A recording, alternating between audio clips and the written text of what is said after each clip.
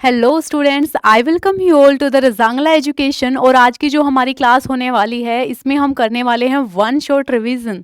Complete unit जो हमारी thermodynamics है उसको एक ही क्लास में स्टार्ट भी करेंगे और ख़त्म भी करेंगे। थर्मोडायनामिक्स जो है ना वो हमारी एक ऐसी यूनिट है जिससे कि ना सबको डर लग रहा होता है कि पता नहीं इसमें कैसी कैसी टर्म्स यूज़ हो रही होती हैं और क्या कुछ हो रहा होता है। बट ट्रस्ट मी, हम इसको ना कंप्लीट 1 घंटे 1.5 घंटे 2 घंटे जितनी देर की भी क्लास होगी लेकिन उसमें सब कुछ रिवाइज कर लेंगे अच्छे से, सारे फॉर्मूलाज और जितने भी हमारे पॉइंट्स हैं जिनसे क्वेश्चंस बनने के चांसेस रहते हैं वो सब कवर करने वाले हैं। ठीक है, तो अभी हम स्टार्ट करते हैं हमारी यूनिट जो कि कौन सी है, थर्मोडायनामिक्स। तो सबसे पहले जब हम बात करते हैं थर्मोडायनामिक्स की तो थर्मोडायनामिक्स का मीनिंग क्या होता है, तो ये बात तो हमें पता होना चाहिए ना सबसे पहले। सो थर्मोडायनामिक्स का मतलब होता है बच्चों, यहाँ पे दो टर्म्स से मिलके हमारा ये बना हुआ है थर्मोडायनामिक्स। जो पूरा वर्ड है वो है ना, इसके सब यूनिट्स हैं। एक तो यहाँ पे है थर्मो और दूसरा क्या है, डायनामिक्स। थर्मो का मीनिंग है यहाँ पर क्या बच्चों, हीट। थर्मो का मीनिंग यहाँ पर होता है हीट और डायनामिक्स का मतलब होता है मोशन में, मतलब हीट का मूवमेंट या फिर हीट का फ्लो हम इसको कह सकते हैं। तो हमें यहाँ पर क्या है, थर्मोडायनामिक्स जो हमारी यूनिट है ना इसमें हमें क्या करना है, हीट के फ्लो के बारे में, हीट कहाँ से कहाँ सिस्टम से सराउंडिंग कैसे क्या मूव हो रही है वो सब चीज़ें हम पढ़ रहे हैं, है ना। और सबसे सिंपल सी बात है भाई, अगर हम वन शॉट रिवीजन कर रहे हैं तो हमें इतना बेसिक तो पता भी है ना हर इस कोई भी यूनिट के बारे में, अगर हम उसका रिवीजन कर रहे हैं तो, है ना। तो इतना मैं मान के चल रही हूँ। यहाँ पे थर्मोडायनामिक्स में हमें क्या पढ़ना है, हीट का फ्लो, उसके बारे में कि कैसे हीट का फ्लो हो रहा है, ये सब प्रॉपर्टीज हमें देखनी है। जो हमारी थर्मोडायनामिक्स होती है ना उसको हम अप्लाई कर सकते हैं हमारे फिजिकल प्रोसेसेस में भी और केमिकल प्रोसेस में भी।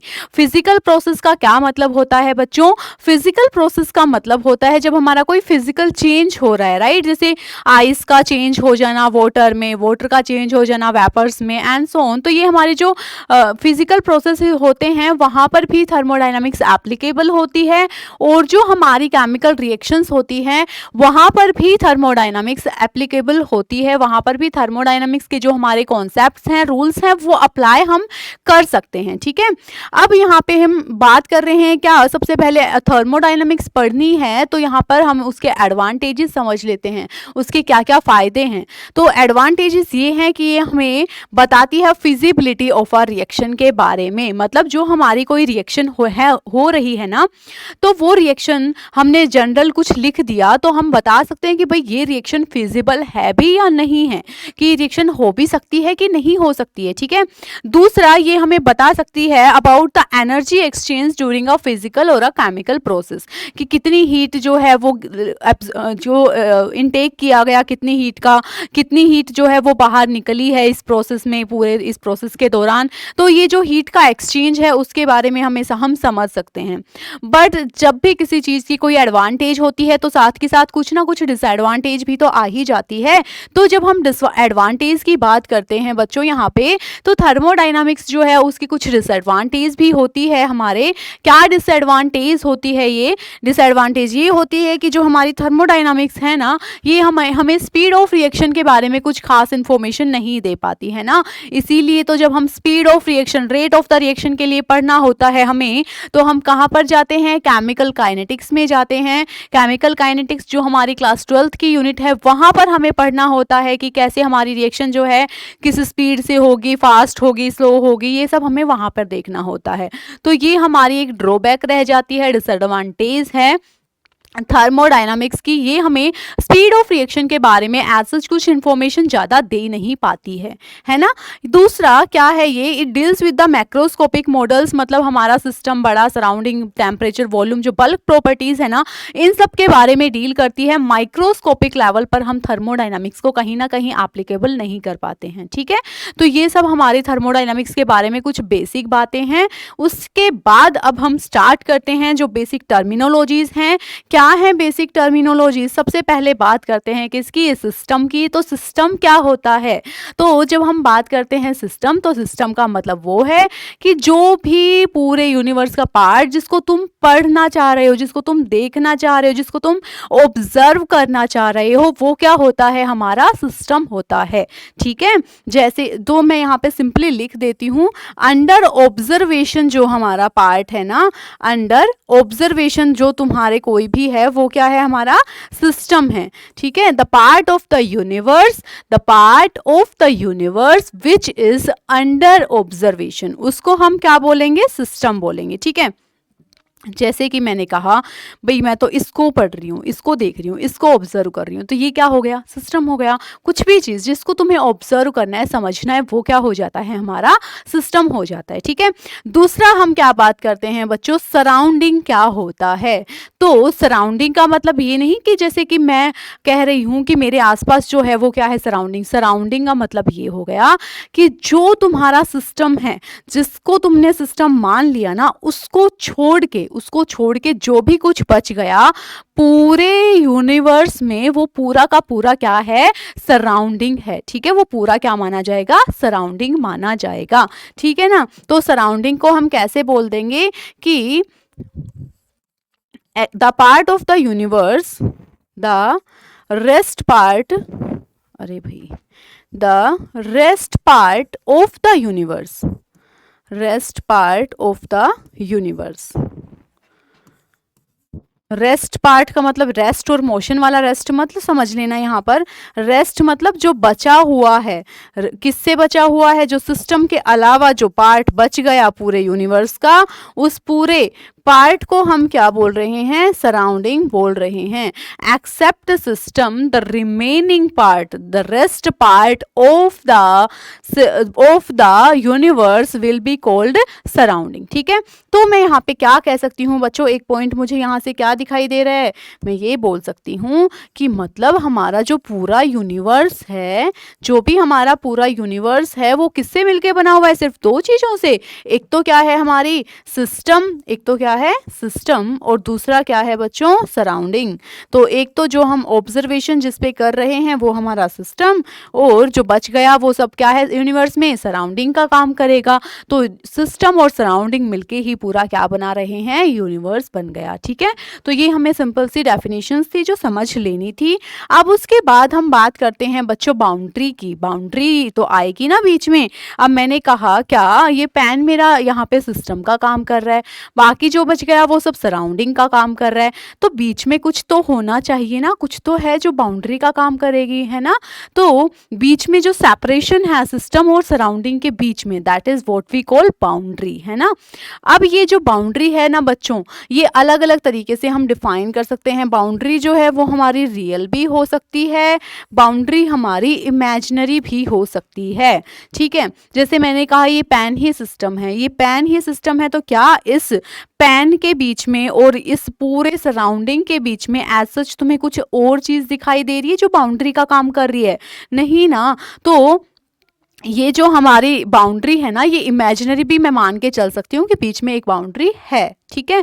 तो इमेजिनरी भी हो सकती है और रियल भी हो सकती है। रियल कैसे हो सकती है, मैंने कहा कि एक बोतल है मेरे पास और इस बोतल में मैंने पानी डाल रखा है, तो इस पानी, ये जो पानी है ना मेरा बोतल के अंदर, ये मेरा क्या है, सिस्टम है, इसको मैं ऑब्जर्व कर रही हूँ।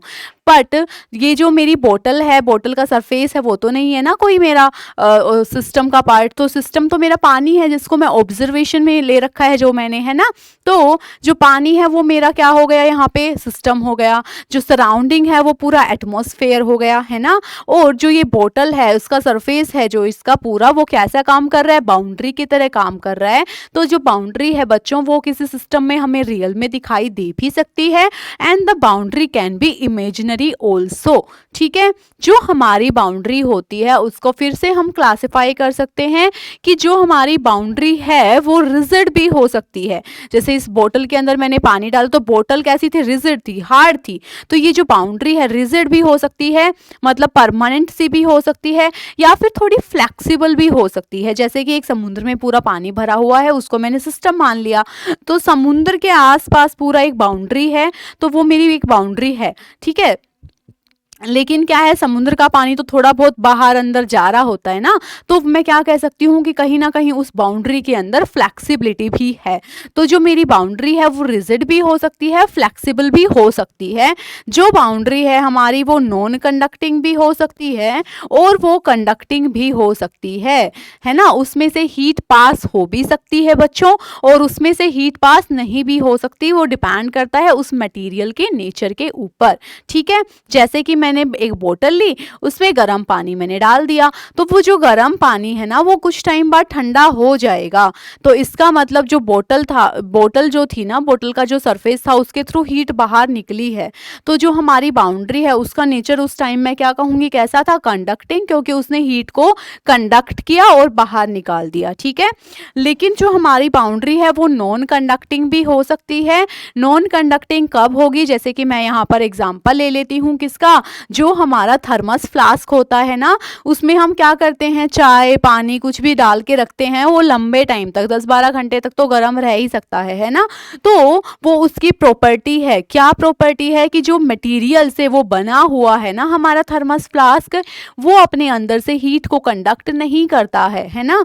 तो है तो वो थर्मस फ्लास्क भी एक बाउंड्री की तरह ही तो काम कर रहा है। अंदर सिस्टम हमारा पानी गर्म जो हमने डाला है वो है, और मान लो बाहर जो ये थर्मस फ्लास्क है वो बाउंड्री का काम कर रहा है।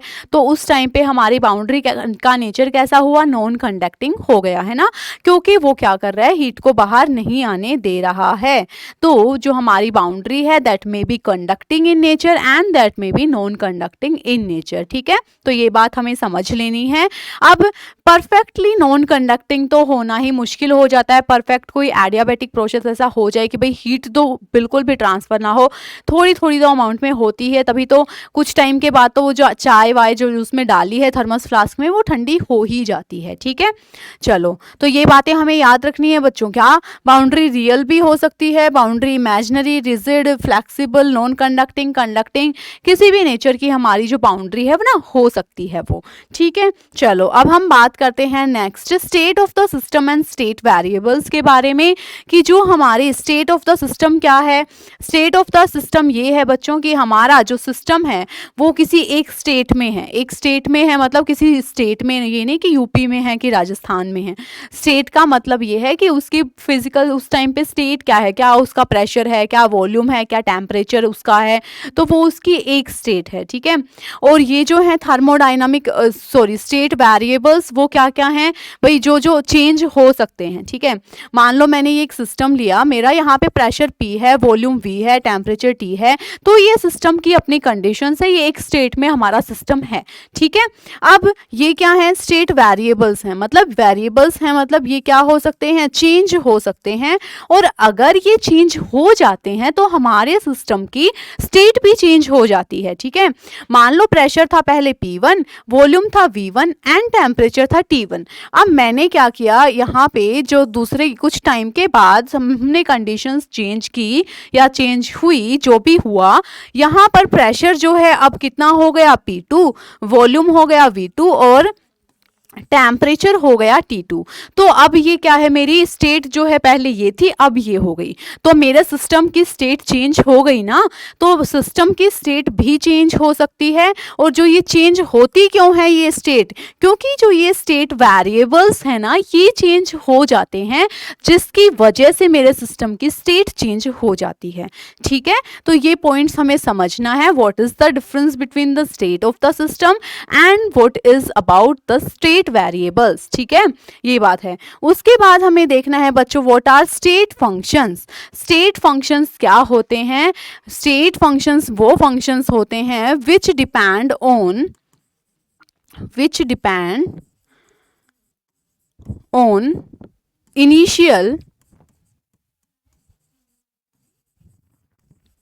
इनिशियल एंड फाइनल स्टेट के ऊपर जो डिपेंड करते हैं। ठीक है, वो हमारे क्या होते हैं, स्टेट फंक्शंस होते हैं।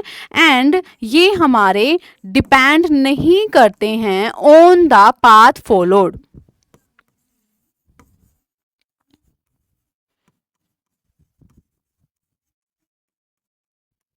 ठीक है, this does not depends on the path followed. फिर उसके बाद हम बात करते हैं पाथ फंक्शन की, इनके एग्जांपल्स अभी समझेंगे। पाथ फंक्शंस क्या होते हैं बच्चों? पाथ फंक्शंस वो होते हैं which depends on the path followed, which depends on the path not only on state, है ना। ऐसा नहीं है कि ये स्टेट के ऊपर ही डिपेंड करेंगे, ये पाथ जो फॉलो कर रहे हैं उसके ऊपर डिपेंड करते हैं, ठीक है। ये हमारे क्या होते हैं? Path functions. और स्टेट फंक्शंस क्या होते हैं? जो कि हमारे इनिशियल एंड फाइनल स्टेट के ऊपर डिपेंड करते हैं, उनको हम क्या बोलते हैं बच्चों?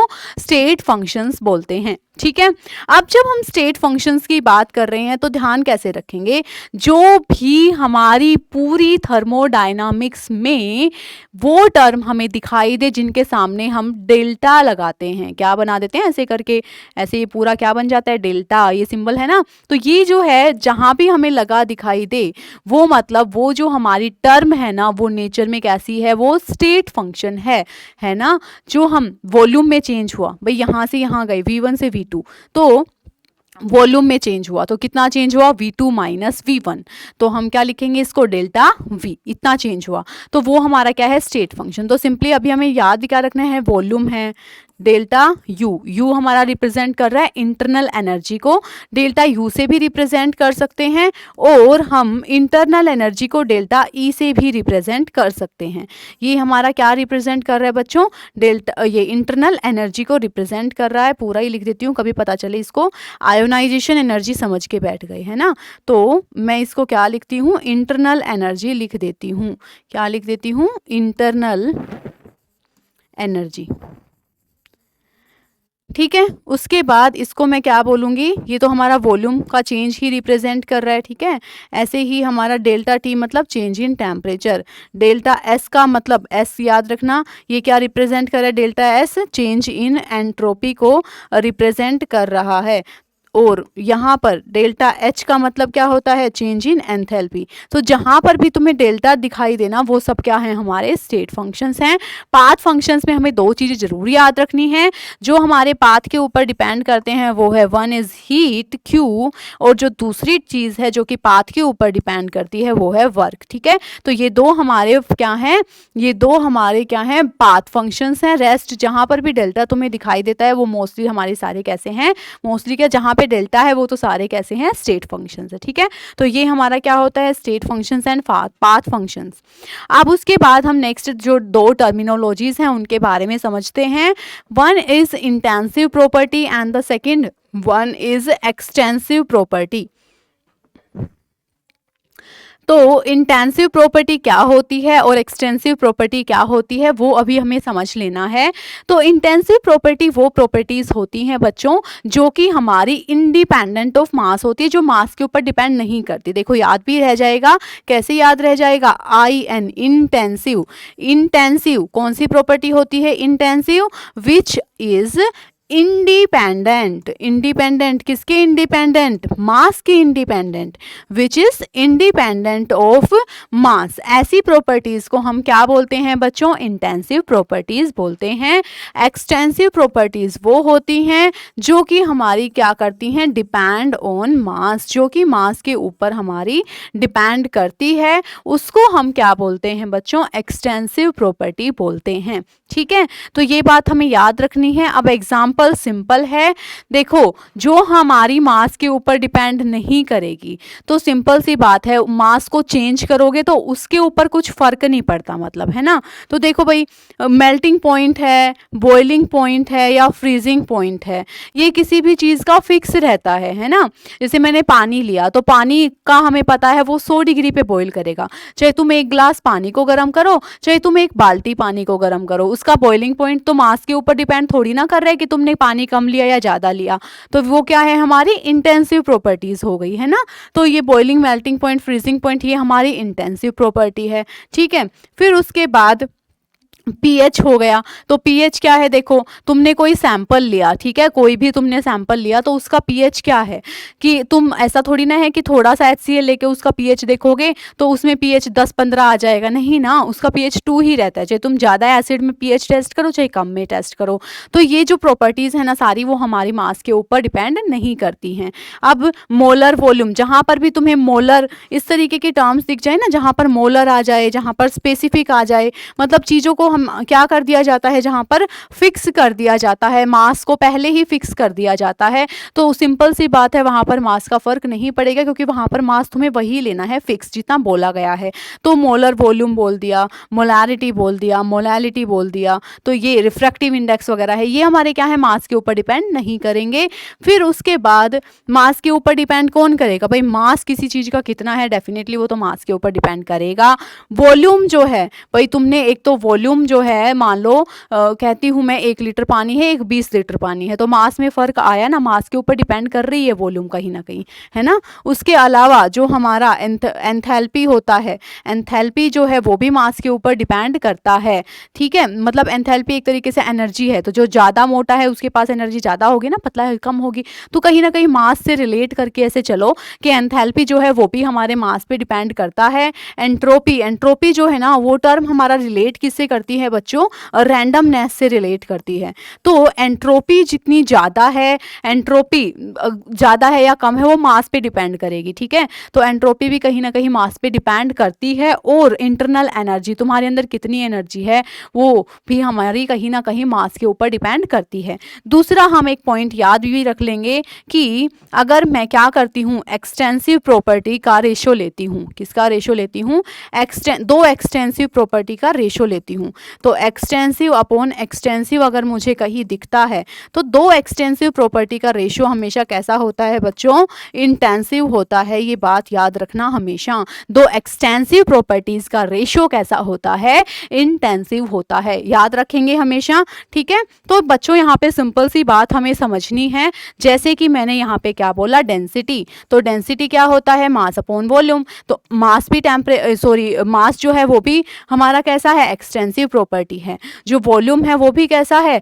एक्सटेंसिव प्रॉपर्टी है। तो मतलब जो डेंसिटी रहेगी वो कैसी रहेगी, इंटेंसिव प्रॉपर्टी रहेगी, कैसी रहेगी, इंटेंसिव प्रॉपर्टी रहेगी। तो इसी वजह से हम क्या कह सकते हैं, प्रेशर, प्रेशर क्या होता है बच्चों, फोर्स अपॉन एरिया होता है। जो फोर्स होता है वो क्या होता है, मास इनटू एक्सेलरेशन, तो मतलब जो फोर्स है वो कहीं ना कहीं कैसी प्रॉपर्टी है, एक्सटेंसिव, क्योंकि वो मास पे डिपेंड कर रही है। एरिया जो है वो भी कहीं ना कहीं एक्सटेंसिव प्रॉपर्टी है, मास के ऊपर डिपेंड करेगा, ठीक है। तो जो प्रेशर है इस वजह से ये कैसे प्रॉपर्टी हो जाएगा, intensive, because it is the ratio of two extensive properties, ठीक है। So this is all about intensive and extensive properties, और हम डिफरेंशिएट कर सकते हैं किसी भी प्रॉपर्टी को जब हमें पता चल जाएगा कि वो इंटेंसिव है या एक्सटेंसिव प्रॉपर्टी है, ठीक है। उसके बाद हम अब बात कर लेते हैं अबाउट व्हाट, थर्मोडायनामिक प्रोसेस, किसकी बात कर लेते हैं, थर्मोडायनामिक प्रोसेस की बात कर लेते हैं।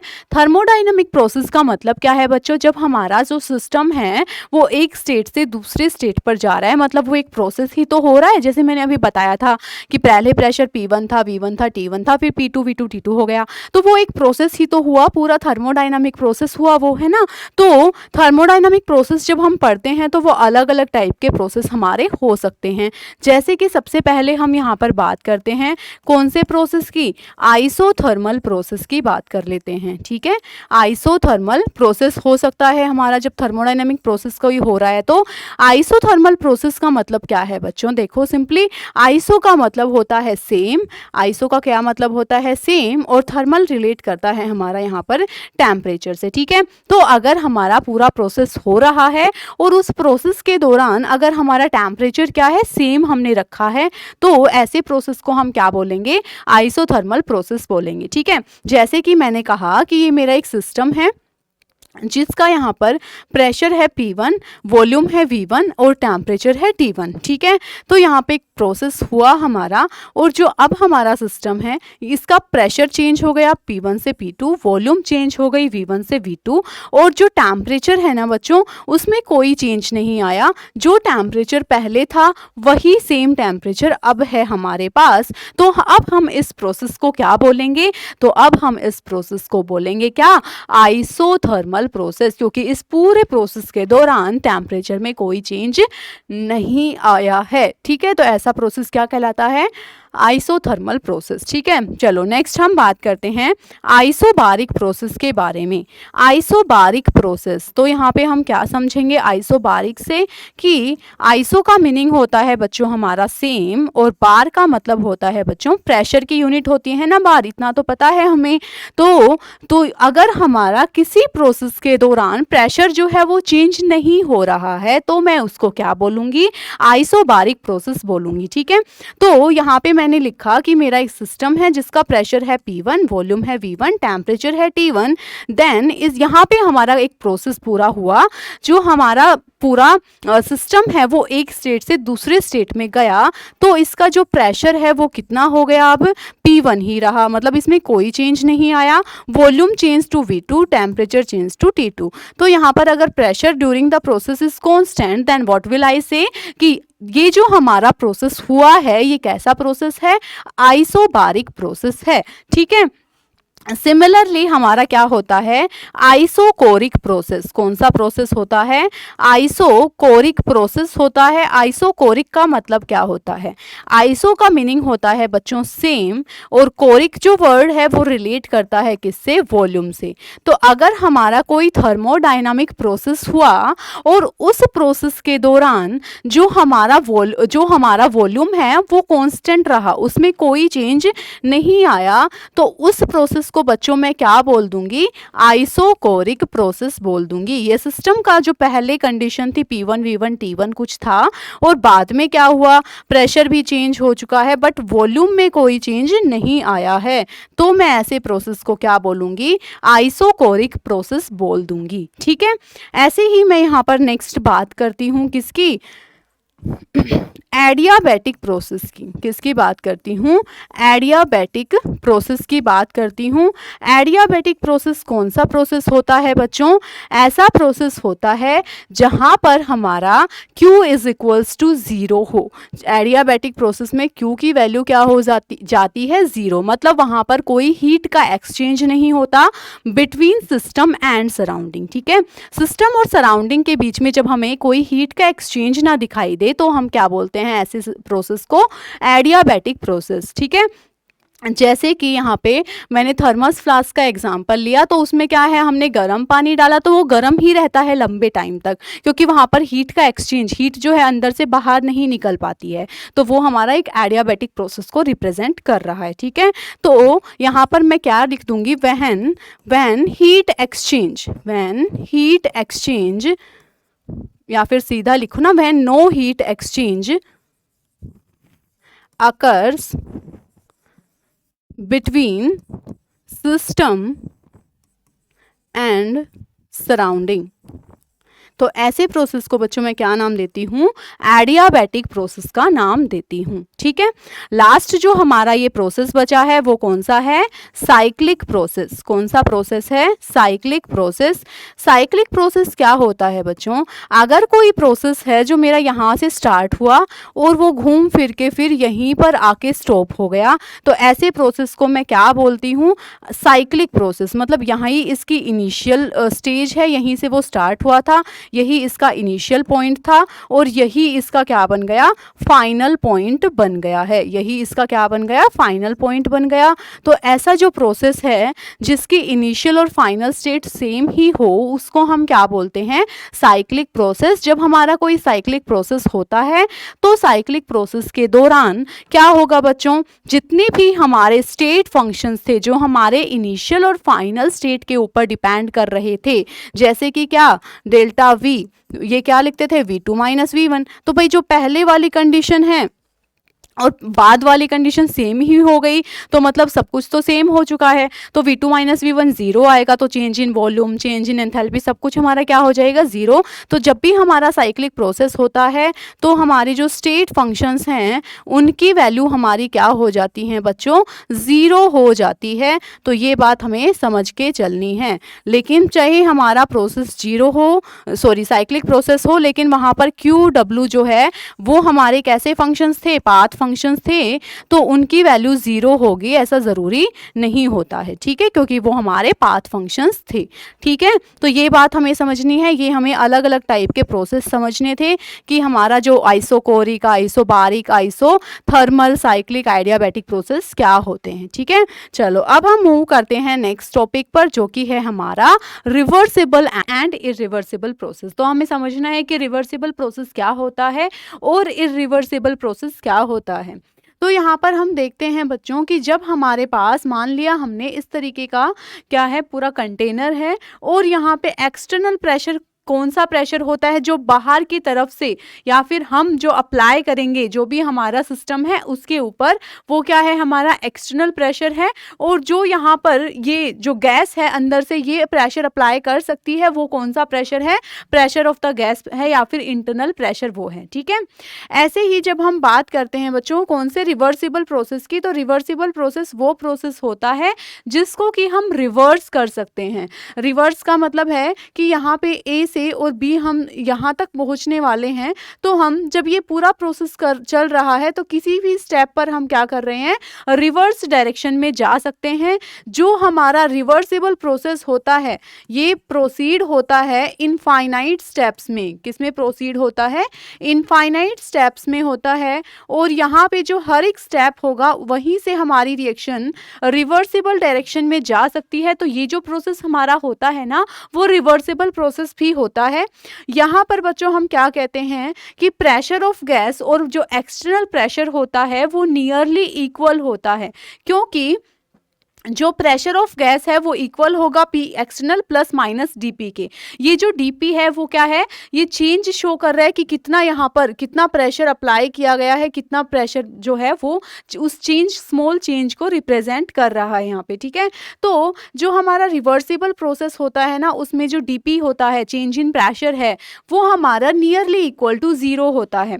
और नियरली इक्वल टू ज़ीरो है तो लगभग मैं कह सकती हूँ कि रिवर्सिबल प्रोसेस के अंदर प्रेशर ऑफ गैस और जो एक्सटर्नल प्रेशर है वो नियरली क्या हो जाते हैं, दोनों सेम हो जाते हैं। ठीक है, अब मैं जब बात करती हूँ इरिवर्सिबल प्रोसेस की, तो यहाँ पर क्या है बच्चों, ये सिंगल स्टेप में ही कंप्लीट ऑलमोस्ट हो जाती है हमारी यहाँ पर जो भी प्रोसेस होता है वो। ये जो हमारा प्रोसेस है वो इरिवर्सिबल प्रोसेस है। यहाँ पे इस प्रोसेस में क्या था बच्चों, इक्विलिब्रियम अटेन हम कर सकते हैं, इक्विलिब्रियम अटेन कर भी सकते हैं एट एनी स्टेज। कभी भी जब हमारा मन करे तो यहाँ पे रिएक्शन में इक्विलिब्रियम को अटेन कराया जा सकता है। लेकिन जो इरिवर्सिबल प्रोसेस होता है ना, यहाँ पर इक्विलिब्रियम अटेन हम नहीं करा सकते, या फिर बिल्कुल स्टार्टिंग या एंड में करा सकते हैं। ऐसा नहीं कि जब हमारा मन किया, जिस स्टेज पे हमारा मन किया वहाँ पर हम प्रोसेस को क्या करवाएं, इक्विलिब्रियम उसका अटेन करवा पाएँ। ठीक है, तो यहाँ पर इक्विलिब्रियम जो है इनिशियल में या फिर हम फाइनल स्टेज जो होती है वहीं पर हमारा इक्विलिब्रियम हमारा देखने को रिएक्शन के दौरान मिल रहा होता है। ठीक है, तो ये बातें हमें याद रखनी है। यहाँ पर बच्चों क्या होता है, एक्सटर्नल प्रेशर हमें हमारा जो होगा ना वो कांस्टेंट रहेगा।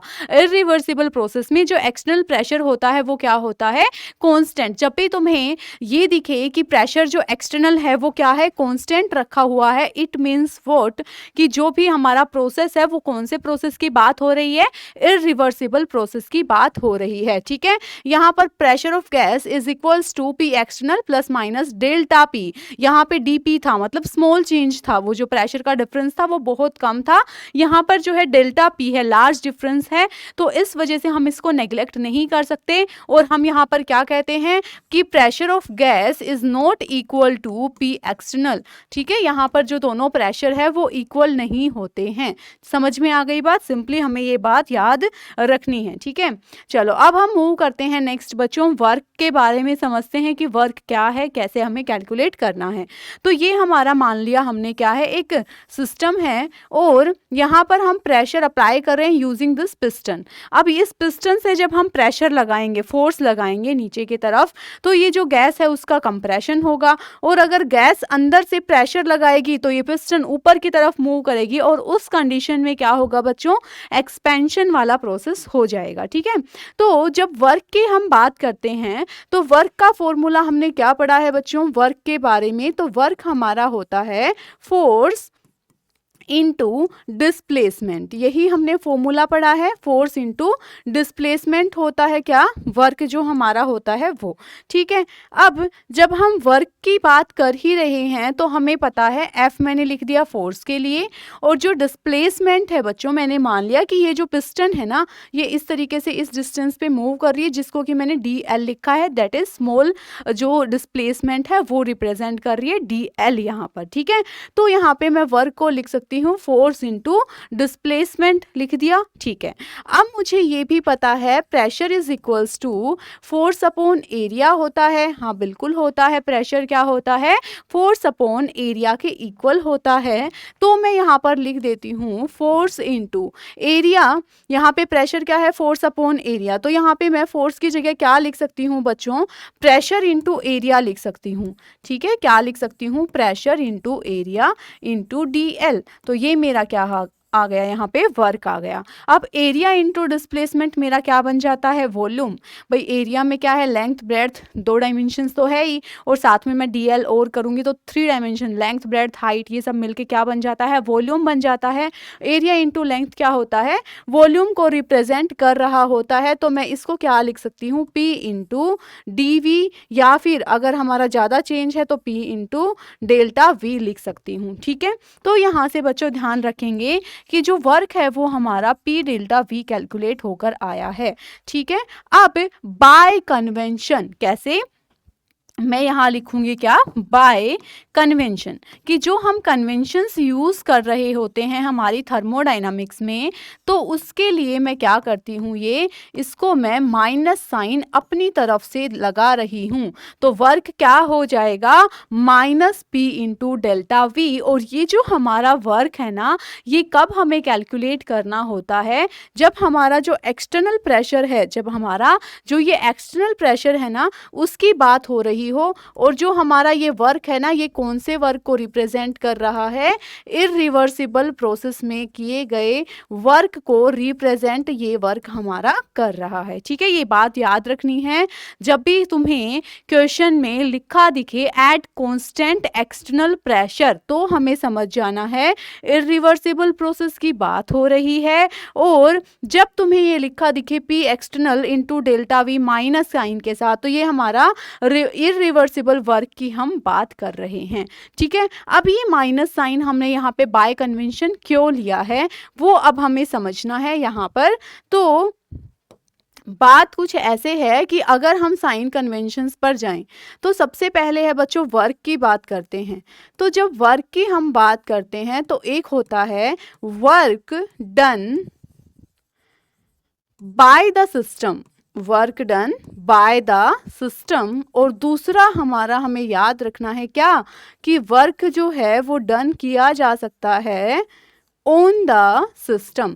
तो वर्क जो है वो हमारा बाय द सिस्टम भी हो सकता है, और जो वर्क है ना वो हमारा ऑन द सिस्टम भी हो सकता है।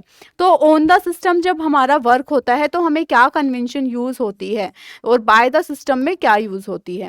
When work is done by the system, तो हमें क्या करना होता है, जो वर्क है उसको हमें लेना होता है नेगेटिव, और जब work is done on the system तो उस वर्क को हमें लेना होता है कैसा, पॉजिटिव लेना होता है। ठीक है, ये बात हम समझ लेंगे, work done on the system कैसा होता है, हमारा पॉजिटिव, और work done by the system कैसा होता है, नेगेटिव होता है। ठीक है, ओके। अब जब हम देखो सिस्टम जब काम करेगा, तो सिस्टम काम कर रहा है मतलब इसके अंदर जो भी गैस वगैरह भरी हुई है ना, उसने काम किया, तो वो काम कर रहा है मतलब वो इस पिस्टन को ऊपर की तरफ मूव करेगा ना बच्चों। ये जो पिस्टन है ये ऊपर की तरफ मूव होगी। और अगर ये पिस्टन ऊपर की तरफ मूव हुई है, इसका मतलब क्या कि इनिशियल में कुछ वॉल्यूम V1 रही है और फाइनल वॉल्यूम V2 रही है, तो वॉल्यूम बढ़ेगी ना, क्योंकि सिस्टम काम कर रहा है, ये गैस है, ये इस पे प्रेशर लगा रही है,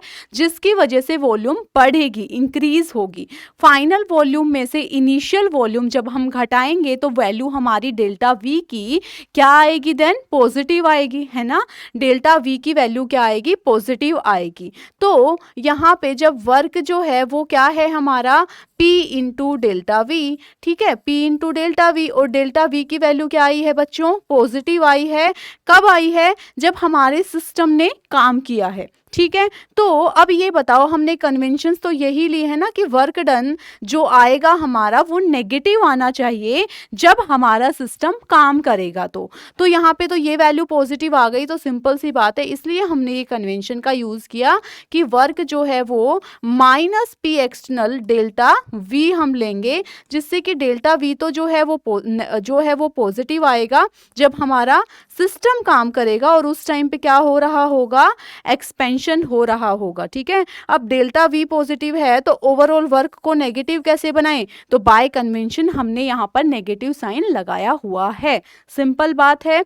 ऐसे ही when work is done on the system, जब हम सिस्टम पे काम करेंगे तो हम यहाँ से फोर्स अप्लाई करेंगे, तो उस केस में क्या होगा, जो हमारे वॉल्यूम है वो डिक्रीज होने वाली है, delta V will be negative, क्योंकि final volume is less than initial volume, ठीक है।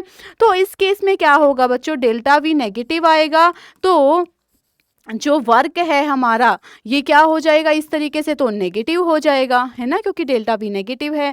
तो इसको हमें पॉजिटिव बनाने के लिए फिर सामने कौन सा साइन लगाना पड़ेगा, नेगेटिव का साइन लगाना पड़ेगा, जिससे कि जो हमारा work done on the system जो है वो हमारा पॉजिटिव वे में ही हम रिप्रेजेंट कर पाएँ। या फिर हम सिंपली कह सकते हैं when work is done on the system, तो हम उस केस को क्या बोलेंगे, कंप्रेशन, क्योंकि वॉल्यूम जो है वो कम हो रही है। तो सिंपल हमें क्या करना है, याद रखना है, work done on the system या फिर work done by the system के केस में हमें क्या करना है, when work is done by the system, तो उस केस में वर्क विल बी नेगेटिव, ठीक है। When work is done on the system then work will be positive, ठीक है। ये बात हमें समझनी है। और जो हमारा वर्क है वो किसके इक्वल होगा, minus P external into delta V के बराबर होगा फॉर एन इरिवर्सिबल प्रोसेस, ठीक है। ये बातें हमें समझ लेनी है। यहाँ पे एक ना हम यहाँ पे हीट की बात और कर लेते हैं, ठीक है। किसकी बात कर लेते हैं हम, हीट की। हीट का हम रिप्रेजेंटेशन कैसे कर रहे होते हैं, स्मॉल q से रिप्रेजेंट कर रहे होते हैं, ठीक है। तो अब अगर हमारे जो सिस्टम हमने लिया हुआ है उसने हीट को एब्जॉर्ब किया, सिस्टम ने हीट को क्या किया, एब्जॉर्ब किया, तो यहाँ पे क्या हम लिखेंगे, व्हेन सिस्टम एब्जॉर्ब हीट, जब हमारा जो सिस्टम है वो एब्जॉर्ब करेगा किसको, हीट को, तो उस टाइम पे जो हीट है उसका हमें साइन कैसा रखना है, पॉजिटिव रखना है। और दूसरी केस में व्हेन सिस्टम, जो हमारा सिस्टम जो है वो क्या करेगा, रिलीज करेगा हीट को, तो उस टाइम पे हमें क्या करना है, हीट को नेगेटिव साइन शो करना है, नेगेटिव हमारी हीट उस टाइम पे हो जाएगी, ठीक है। ये बात हमें याद रखनी है। वर्क के केस में भी याद रखना है, when work is done on the system then it will be positive, when work is done by the system then it will be negative, ठीक है। चलो moving to the next point is internal energy. Simple सी बात है, एक होती है energy, अलग अलग टाइप के एनर्जीज हम पढ़ते हैं, लाइक काइनेटिक एनर्जी होती है, पोटेंशियल एनर्जी होती है ना, बॉन्ड डिसोसिएशन एनर्जी होती है, अलग अलग टाइप के एनर्जीज के बारे में हम पढ़ते हैं। तो यहाँ पे हम ना एक टर्म यूज़ करते हैं इंटरनल एनर्जी, मतलब जो हमने सिस्टम लिया हुआ है उसमें हमारे जो भी गैस वगैरह हमने भरी हुई है, जो भी पार्टिकल, जो भी सब्सटेंस हमने ली हुई है, तो उन पार्टिकल्स की अपनी कुछ टोटल इंटरनल एनर्जी रही होगी, है ना। वो जो पार्टिकल्स हैं ना उनकी अपनी कुछ इंटरनल एनर्जी एनर्जी रहती है, तो वो इंटरनल एनर्जी का रिप्रेजेंटेशन, मतलब मैं क्या कहना चाह रही हूँ कि उसकी जितनी भी एनर्जी उसके पास है ना, उन पार्टिकल्स के, उन सब एनर्जीज को मैं ऐड कर दूं, उन सब एनर्जीज का मैं सम कर दूं, तो मेरी कौन सी एनर्जी बन जाएगी? इंटरनल एनर्जी बन जाएगी। ठीक है, तो यहाँ पे इंटरनल एनर्जी को बच्चों मैं ई से भी रिप्रेजेंट कर सकती हूँ और कहीं हमें यू से भी रिप्रेजेंटेशन इसका मिल सकता है। हम यहाँ पर कैपिटल ई से इंटरनल एनर्जी को रिप्रेजेंट कर रहे हैं। ठीक है, तो यहाँ पर मैं लिखती हूँ कि जो हमारी इंटरनल एनर्जी होगी किसी भी सिस्टम की, वो किसके इक्वल है बच्चों? सभी एनर्जीज का मैंने सम कर दिया, that is kinetic energy, potential energy, bond dissociation energy, जितनी भी एनर्जी थी सबको ऐड कर दूंगी, तो मेरा क्या बन जाएगा? Internal energy. अब ये जो इंटरनल एनर्जी है ना बच्चों, ये कैसी प्रॉपर्टी है जो हमने पढ़ी है ना अभी रिसेंट? क्या पढ़ा है हमने कि भाई इंटेंसिव प्रॉपर्टीज और एक्सटेंसिव प्रॉपर्टी। तो हमें पता है भाई एनर्जी है वो मास के ऊपर कहीं ना कहीं डिपेंड करती है, हमने आइंस्टीन रिलेशन देखा है। तो जब इंटरनल एनर्जी जो है वो भी मास के ऊपर डिपेंड करती है, तो मास के ऊपर डिपेंड करती है, तो इसको कौन सी प्रॉपर्टी बोलेंगे? एक्सटेंसिव प्रॉपर्टी बोलेंगे, because it is depend on मास। ठीक है, दूसरा जो हमारी इंटरनल एनर्जी होती है वो कैसा फंक्शन है? स्टेट फंक्शन होता है बच्चों। कैसा फंक्शन है ये? स्टेट फंक्शन है, मतलब डिपेंड करेगी on initial and final state of the system. मान लिया हमने कि पहले हमारा जो सिस्टम है इसकी इंटरनल एनर्जी E1 है और बाद में उसकी इंटरनल एनर्जी E2 हो गई, then change in internal energy will be E2 minus E1। हम इसी वे में इसको रिप्रेजेंट कर सकते हैं। दैट मीन्स जो हमारी इंटरनल एनर्जी होती है वो कैसा फंक्शन है? स्टेट फंक्शन है। ठीक है, अब हम उसके बाद बात करते हैं आइडियल गैस के केस में हमें क्या करना है। जो हमारी आइडियल गैस होती है उसके केस में जो उसकी इंटरनल एनर्जी होती है ना बच्चों, जो उसकी इंटरनल एनर्जी होती है वो लगभग उसकी काइनेटिक एनर्जी के बराबर ही होती है। ठीक है, जो उसकी इंटरनल एनर्जी होती है ना, किसके केस में? आइडियल गैस के केस में जो इंटरनल एनर्जी होती है आइडियल गैस की और उसकी काइनेटिक एनर्जी ऑलमोस्ट बराबर होती है। और जो काइनेटिक एनर्जी होती है ना वो वेरी करती है किसके साथ? टेम्परेचर के साथ डायरेक्टली। ठीक है, तो मैं क्या कहूँगी कि जब टेम्परेचर को बढ़ाती हूँ तो पार्टिकल्स, गैस जो भी हमने लिए हैं ना उसकी काइनेटिक एनर्जी बढ़ेगी। तो टेम्परेचर के साथ जो इंटरनल एनर्जी है वो क्या करती है? इंक्रीज करती है in case of ideal gas. ठीक है, ये पॉइंट हमें याद रखना है। अब आगे हम बात करते हैं next first law of thermodynamics के बारे में। ठीक है, यहाँ से तो नंबर ऑफ क्वेश्चंस हमें देखने को मिलते हैं from first law of thermodynamics. Simply हमें याद रखना है क्या पॉइंट? कि मान लो हमारा सिस्टम है जिसकी इंटरनल एनर्जी E1 है, बाद में उसकी इंटरनल एनर्जी E2 हो गई। तो इस स्टेज पे और इस स्टेज तक पहुंचने के लिए उसने कुछ ना कुछ हीट का एक्सचेंज, हीट को एब्जॉर्ब कुछ किया होगा और साथ में क्या हुआ होगा? साथ में जो है हमारा कुछ ना कुछ अमाउंट में वर्क डन भी हुआ होगा, है ना? जो हमारा कुछ वर्क हुआ होगा, कुछ हीट को एब्जॉर्ब या फिर रिलीज कुछ किया गया होगा, फिर हमारे ये स्टेट बनी है। ठीक है, तो मैं यहाँ पे क्या कहूँगी कि जो हमारी E2 स्टेट आई है वो किसके इक्वल है? E1 स्टेट में जब कुछ हीट या कुछ वर्क सब हमने ऐड किया तो हमारी E2 स्टेट बनी है। ठीक है, तो यहाँ से क्या हो जाएगा बच्चों? E2 minus E1 is equals to Q plus W, means delta E is equals to Q plus W। तो ये हमारा क्या है बच्चों? फर्स्ट लॉ ऑफ थर्मोडायनामिक्स की स्टेटमेंट है। सिंपली हमें याद रखना है कि डेल्टा E जो है, चेंज इन इंटरनल एनर्जी जो है वो किसके इक्वल है? Q प्लस W के इक्वल है, मतलब हीट और वर्क के सम के बराबर है। अब एक बात यहाँ से ऑब्जर्व करो आप जरा, क्या कि यहाँ पे हम क्या ऑब्जर्व कर रहे हैं कि जो चेंज इन इंटरनल एनर्जी है बच्चों, वो क्या है, स्टेट फंक्शन होता है। कैसा फंक्शन होता है, स्टेट फंक्शन होता है। और हमें पता है जो Q है और जो W है वो इंडिविजुअली हमने देखा था वो कैसे फंक्शंस थे, पाथ फंक्शंस थे। कैसे फंक्शन थे, पाथ फंक्शंस थे। बट जो डेल्टा E है वो किसके बराबर आ गया, Q प्लस W के। और डेल्टा E अगर स्टेट फंक्शन है तो Q plus W, heat plus work का जो सम है वो भी हमारा क्या हो जाएगा, एक स्टेट फंक्शन हो जाएगा। इंडिविजुअली ये पाथ फंक्शन है बट इनका जो सम है ना वो हमारा क्या है, एक स्टेट फंक्शन है। इनका जो सम है Q और W का वो हमारा कैसे काम कर रहा है बच्चों, state function, because Q plus W is equals to delta E and delta E is a state function. ठीक है, उसके बाद हम बात करते हैं आइसोथर्मल प्रोसेस के केस में क्या होगा। मतलब अगर हमारा जो प्रोसेस हो रहा है वो आइसोथर्मल प्रोसेस है देन क्या होने वाला है।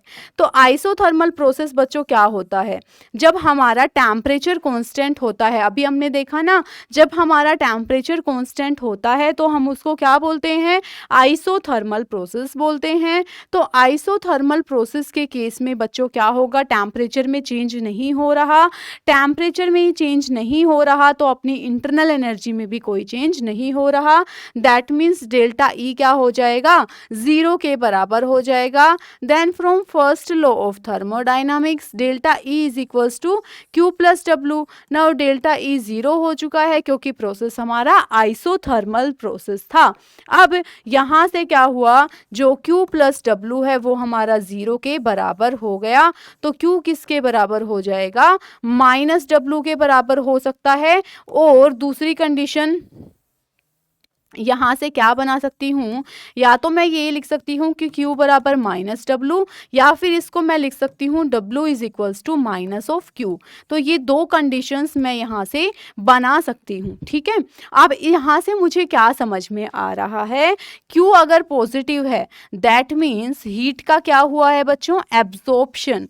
Heat absorb by the system is positive. ठीक है, तो यहाँ पे हीट एब्जॉर्ब्ड जो है, heat absorbed by the system, Q positive का मतलब क्या है, जो सिस्टम है उसने हीट को क्या कर लिया, एब्जॉर्ब कर लिया। तो heat absorbed by the system is equal to work is negative, and if work is negative that means work is done by the system, right. So यहाँ पे क्या लिखूंगी मैं, work is done, work done by the system, by the system, right. तो मुझे यहाँ पे क्या समझ में आया कि heat absorb by the system will be equal to work done by, heat absorb by the system is equal to work done by the system. ठीक है, तो ये दोनों क्या होंगे, बराबर होंगे अगर हमारा टेम्परेचर क्या है, कांस्टेंट है फॉर अ सिस्टम। ठीक है, ये हमने किया हुआ है। तो यहाँ पे हम क्या कहेंगे, W is positive means work done, work done by the system, sorry, work done on the system positive होता है। और नेगेटिव Q का क्या मतलब है, heat release by the system. तो मतलब क्या कह सकती हूँ, सिंपली मुझे यहाँ से ये बात समझनी है कि आइसोथर्मल प्रोसेस है, delta E 0, Q plus W जो है वो उसका सम 0। तो या तो Q is equals to minus W लिख सकती हूँ या W is equals to minus Q लिख सकती हूँ। That means heat absorbed by the system will be equal to work done by the system, या फिर क्या कह सकती हूँ, work done on the system is equal to heat released by the system. ये दोनों कंडीशंस हो जाएंगे उस टाइम पर हमारी। ठीक है, अगर ऐसा होता है तो। नेक्स्ट है हमारा, अगर प्रोसेस आइसोकोरिक है। प्रोसेस आइसोकोरिक है मतलब बच्चों वॉल्यूम में कोई चेंज नहीं आ रहा है, ये सारे प्रोसेस अभी हमने पढ़े हैं ना। तो यहाँ पे isochoric process that means delta V is equals to 0। From first law of thermodynamics delta E is equals to Q plus W होता है। तो यहाँ से मैं क्या कह सकती हूँ बच्चों, अगर डेल्टा V 0 है इट मीन्स वॉट, वर्क हमें पता है क्या होता है, minus P into delta we. अब डेल्टा वी अगर ज़ीरो है दैट मीन्स वर्क क्या हो गया, ज़ीरो हो गया है। वर्क ज़ीरो हो गया दैट मीन्स डेल्टा ई किसके बराबर हो गया, Q के बराबर हो गया है। और delta E is equal to Q, it means what, it means कि जो भी हम हीट देंगे, Q इज पॉजिटिव मतलब heat is given to the system, ठीक है।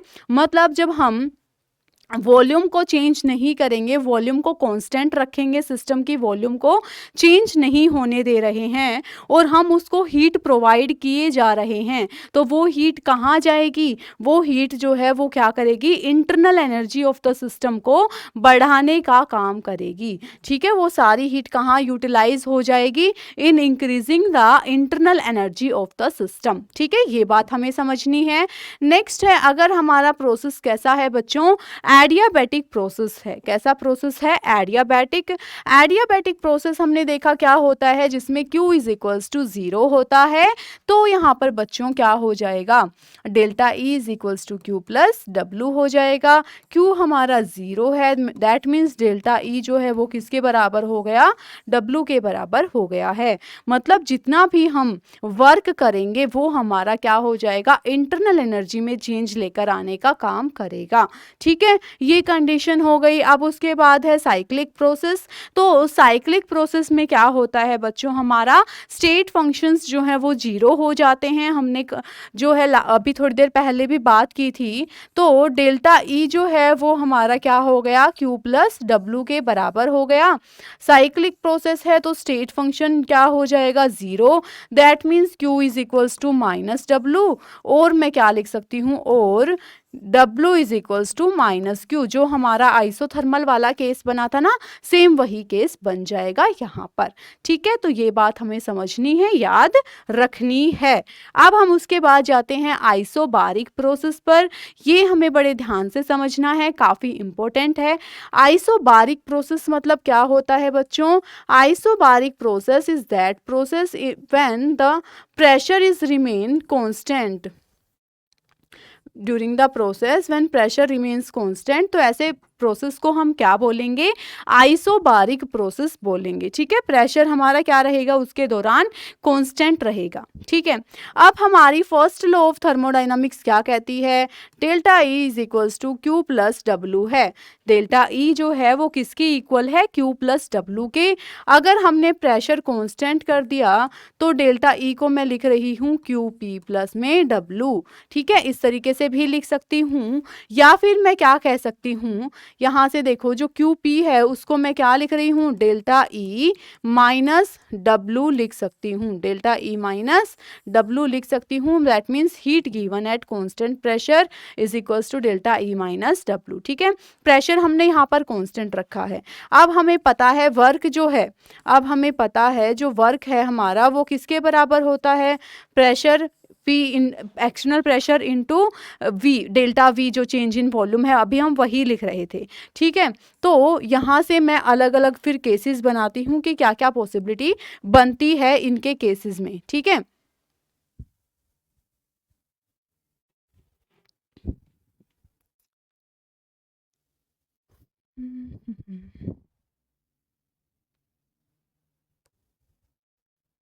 ठीक है, तो यहाँ पर हमें इतना अभी के लिए समझना है कि QP हमारा क्या हो गया, डेल्टा E माइनस W के बराबर हो गया। अब देखो जरा बच्चों ध्यान से, वर्क जो है वो हमारा किसके इक्वल है, P into V, pressure into volume का जो है प्रोडक्ट अभी हमने लिखा ना, pressure minus P external into DV हम लिख रहे थे वर्क को, ठीक है। तो यहाँ से हमारा क्या आ जाएगा, देखो जरा, जो QP है वो क्या हो जाएगा, delta E minus P delta V लिख दिया मैंने ये, ठीक है।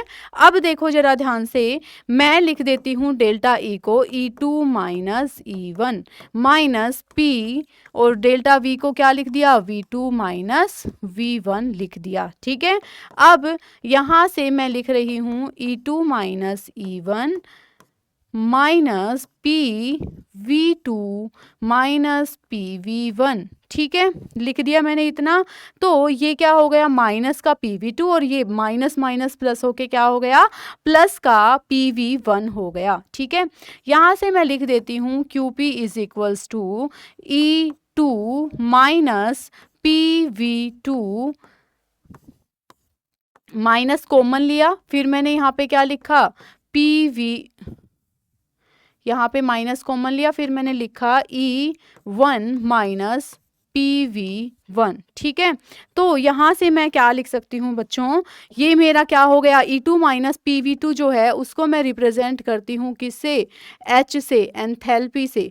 तो H2 माइनस H1 मैं इसको लिख रही हूँ। E2 माइनस PV2 किसके इक्वल हो गया, H2, जिसको कि मैं क्या बोलती हूँ, H को एंथैल्पी बोलती हूँ। और ये मेरा E1 माइनस PV1 मतलब H1, ये भी क्या है, मेरा एंथैल्पी को रिप्रेजेंट कर रहा है।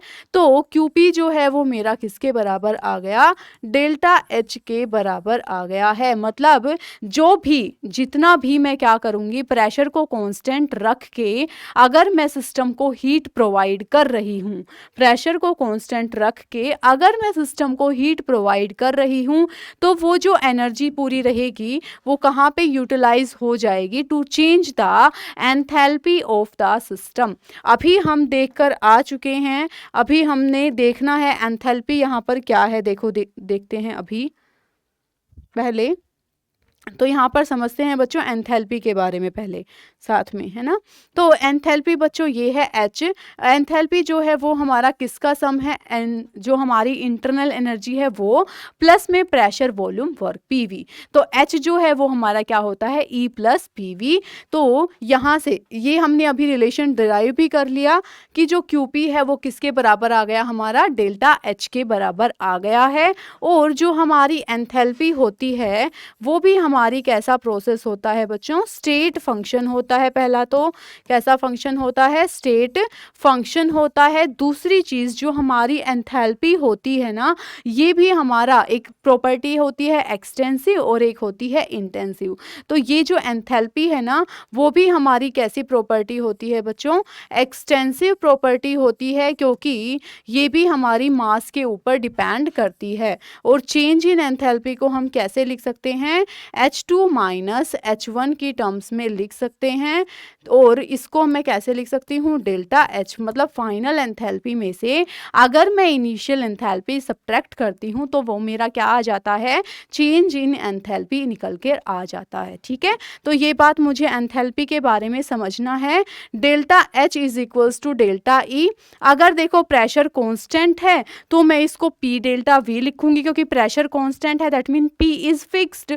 और अदरवाइज नॉर्मल कंडीशन में मैं क्या लिख सकती हूँ, जो हमारा रिलेशन है वो है H is equals to E plus PV। ठीक है, प्रेशर कांस्टेंट है तो ठीक है, नहीं तो सबके सामने डेल्टा लगेगा, तो मैंने सबके सामने डेल्टा लगा दिया, क्योंकि अभी मैंने कंडीशन ली ही नहीं है, तो इस वे में मैंने इसको लिखा है। ठीक है, अब मैं लिखती हूँ कि अगर प्रेशर कैसा है बच्चों, कांस्टेंट है। अगर जो प्रेशर है वो कैसा है, कांस्टेंट है, तो उस टाइम पर क्या होगा, मैं ये लिख देती हूँ, और V वेरिएबल है, वॉल्यूम चेंज हो रही है, तो डेल्टा H जो है वो किसके बराबर हो जाएगा, डेल्टा E। प्रेशर कांस्टेंट है तो उसको डेल्टा से बाहर ले आओ, क्योंकि चेंज ही नहीं हो रहा वो, और इसको मैं कैसे लिख दूंगी, P डेल्टा V। ठीक है, तो ये मेरा क्या हो गया, H2 minus H1 is equals to E2 minus E1 plus P V2 minus V1। ठीक है, ऐसे लिख सकती हूँ।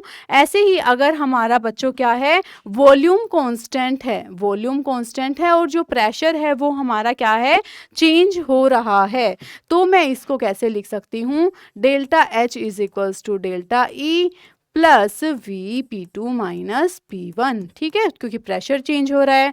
अगर दोनों ही चेंज नहीं हो रहे हैं तो कैसे लिखूंगी, तो मैं यहाँ पर लिखूंगी, मतलब दोनों ही हमारे वेरिएबल्स ही हैं, तो delta H is equals to delta E plus P2 V2 minus P1 V1। ठीक है, और अगर केमिकल रिएक्शन है तो क्या होगा, अगर केमिकल रिएक्शन है तो उस टाइम पे मुझे क्या लिखना है, delta H is equals to delta E अब मुझे पता है for ideal gas PV is equals to nRT होता है, ठीक है।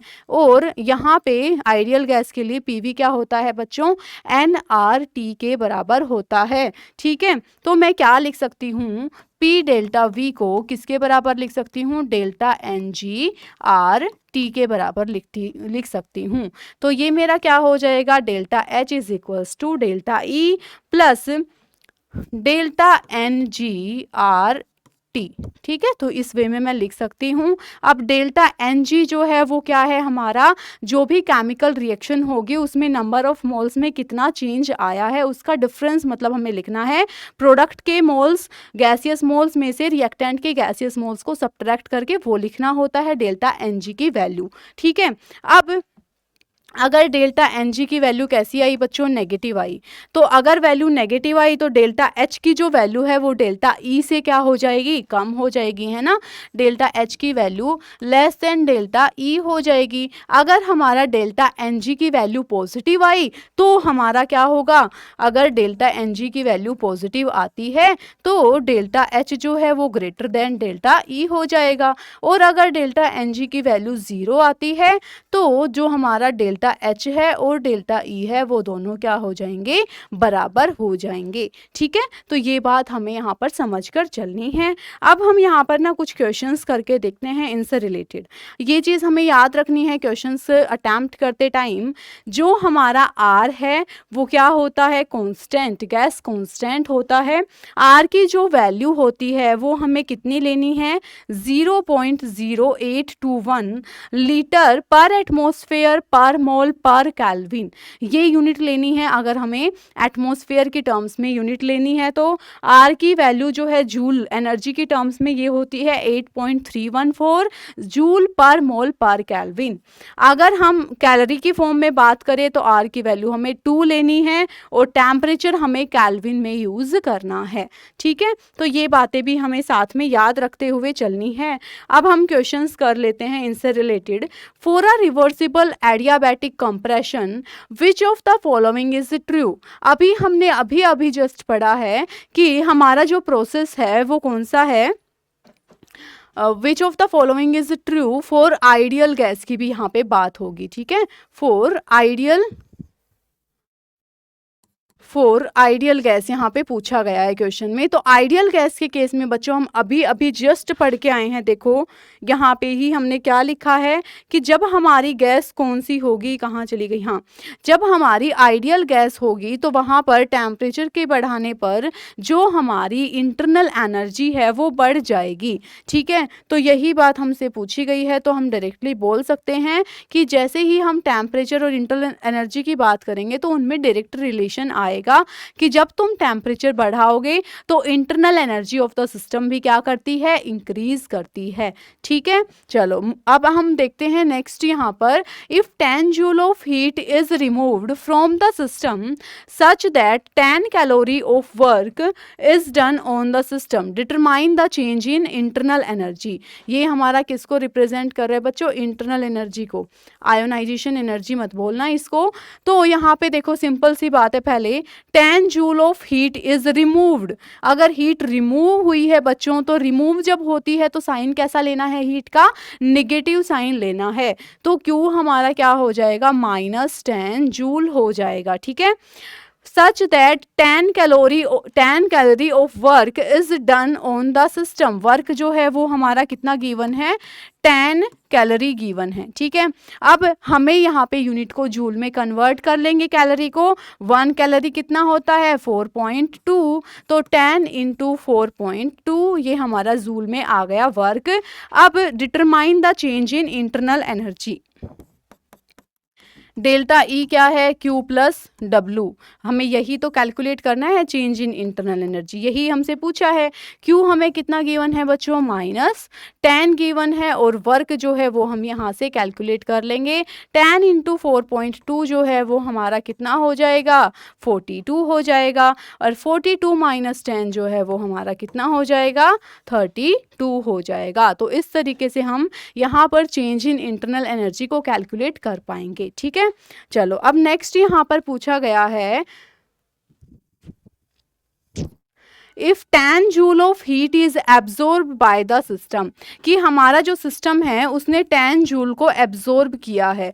बच्चों सिंपल सी बात है, अगर हीट को एब्जॉर्ब किया है मतलब हीट का जो साइन है वो कैसा लेंगे, हम पॉजिटिव साइन लेंगे। यहाँ पर जो क्यू की वैल्यू है वो क्या लेकर चलेंगे, +10 जूल लेकर चलेंगे। ठीक है, अब यहाँ पर नेक्स्ट पूछा गया है कि if such that it expand from 20 litre to 30 litre, कि जो एक्सपेंशन है हमारा वो 20 से 30 लीटर हो गया, मतलब वॉल्यूम जो डेल्टा वी है वो हमारा कितना दे रखा है, 10 लीटर का। देखो फाइनल कितना हुआ 20 से 30, तो फाइनल में से जब हमने इनिशियल सब्ट्रैक्ट किया तो हमारा कितना आ गया, 10 लीटर आ गया। ठीक है, constant external pressure at 1 atmosphere, जो प्रेशर है वो हमारा कितना गिवन है, 1 एटमॉस्फेयर गिवन है।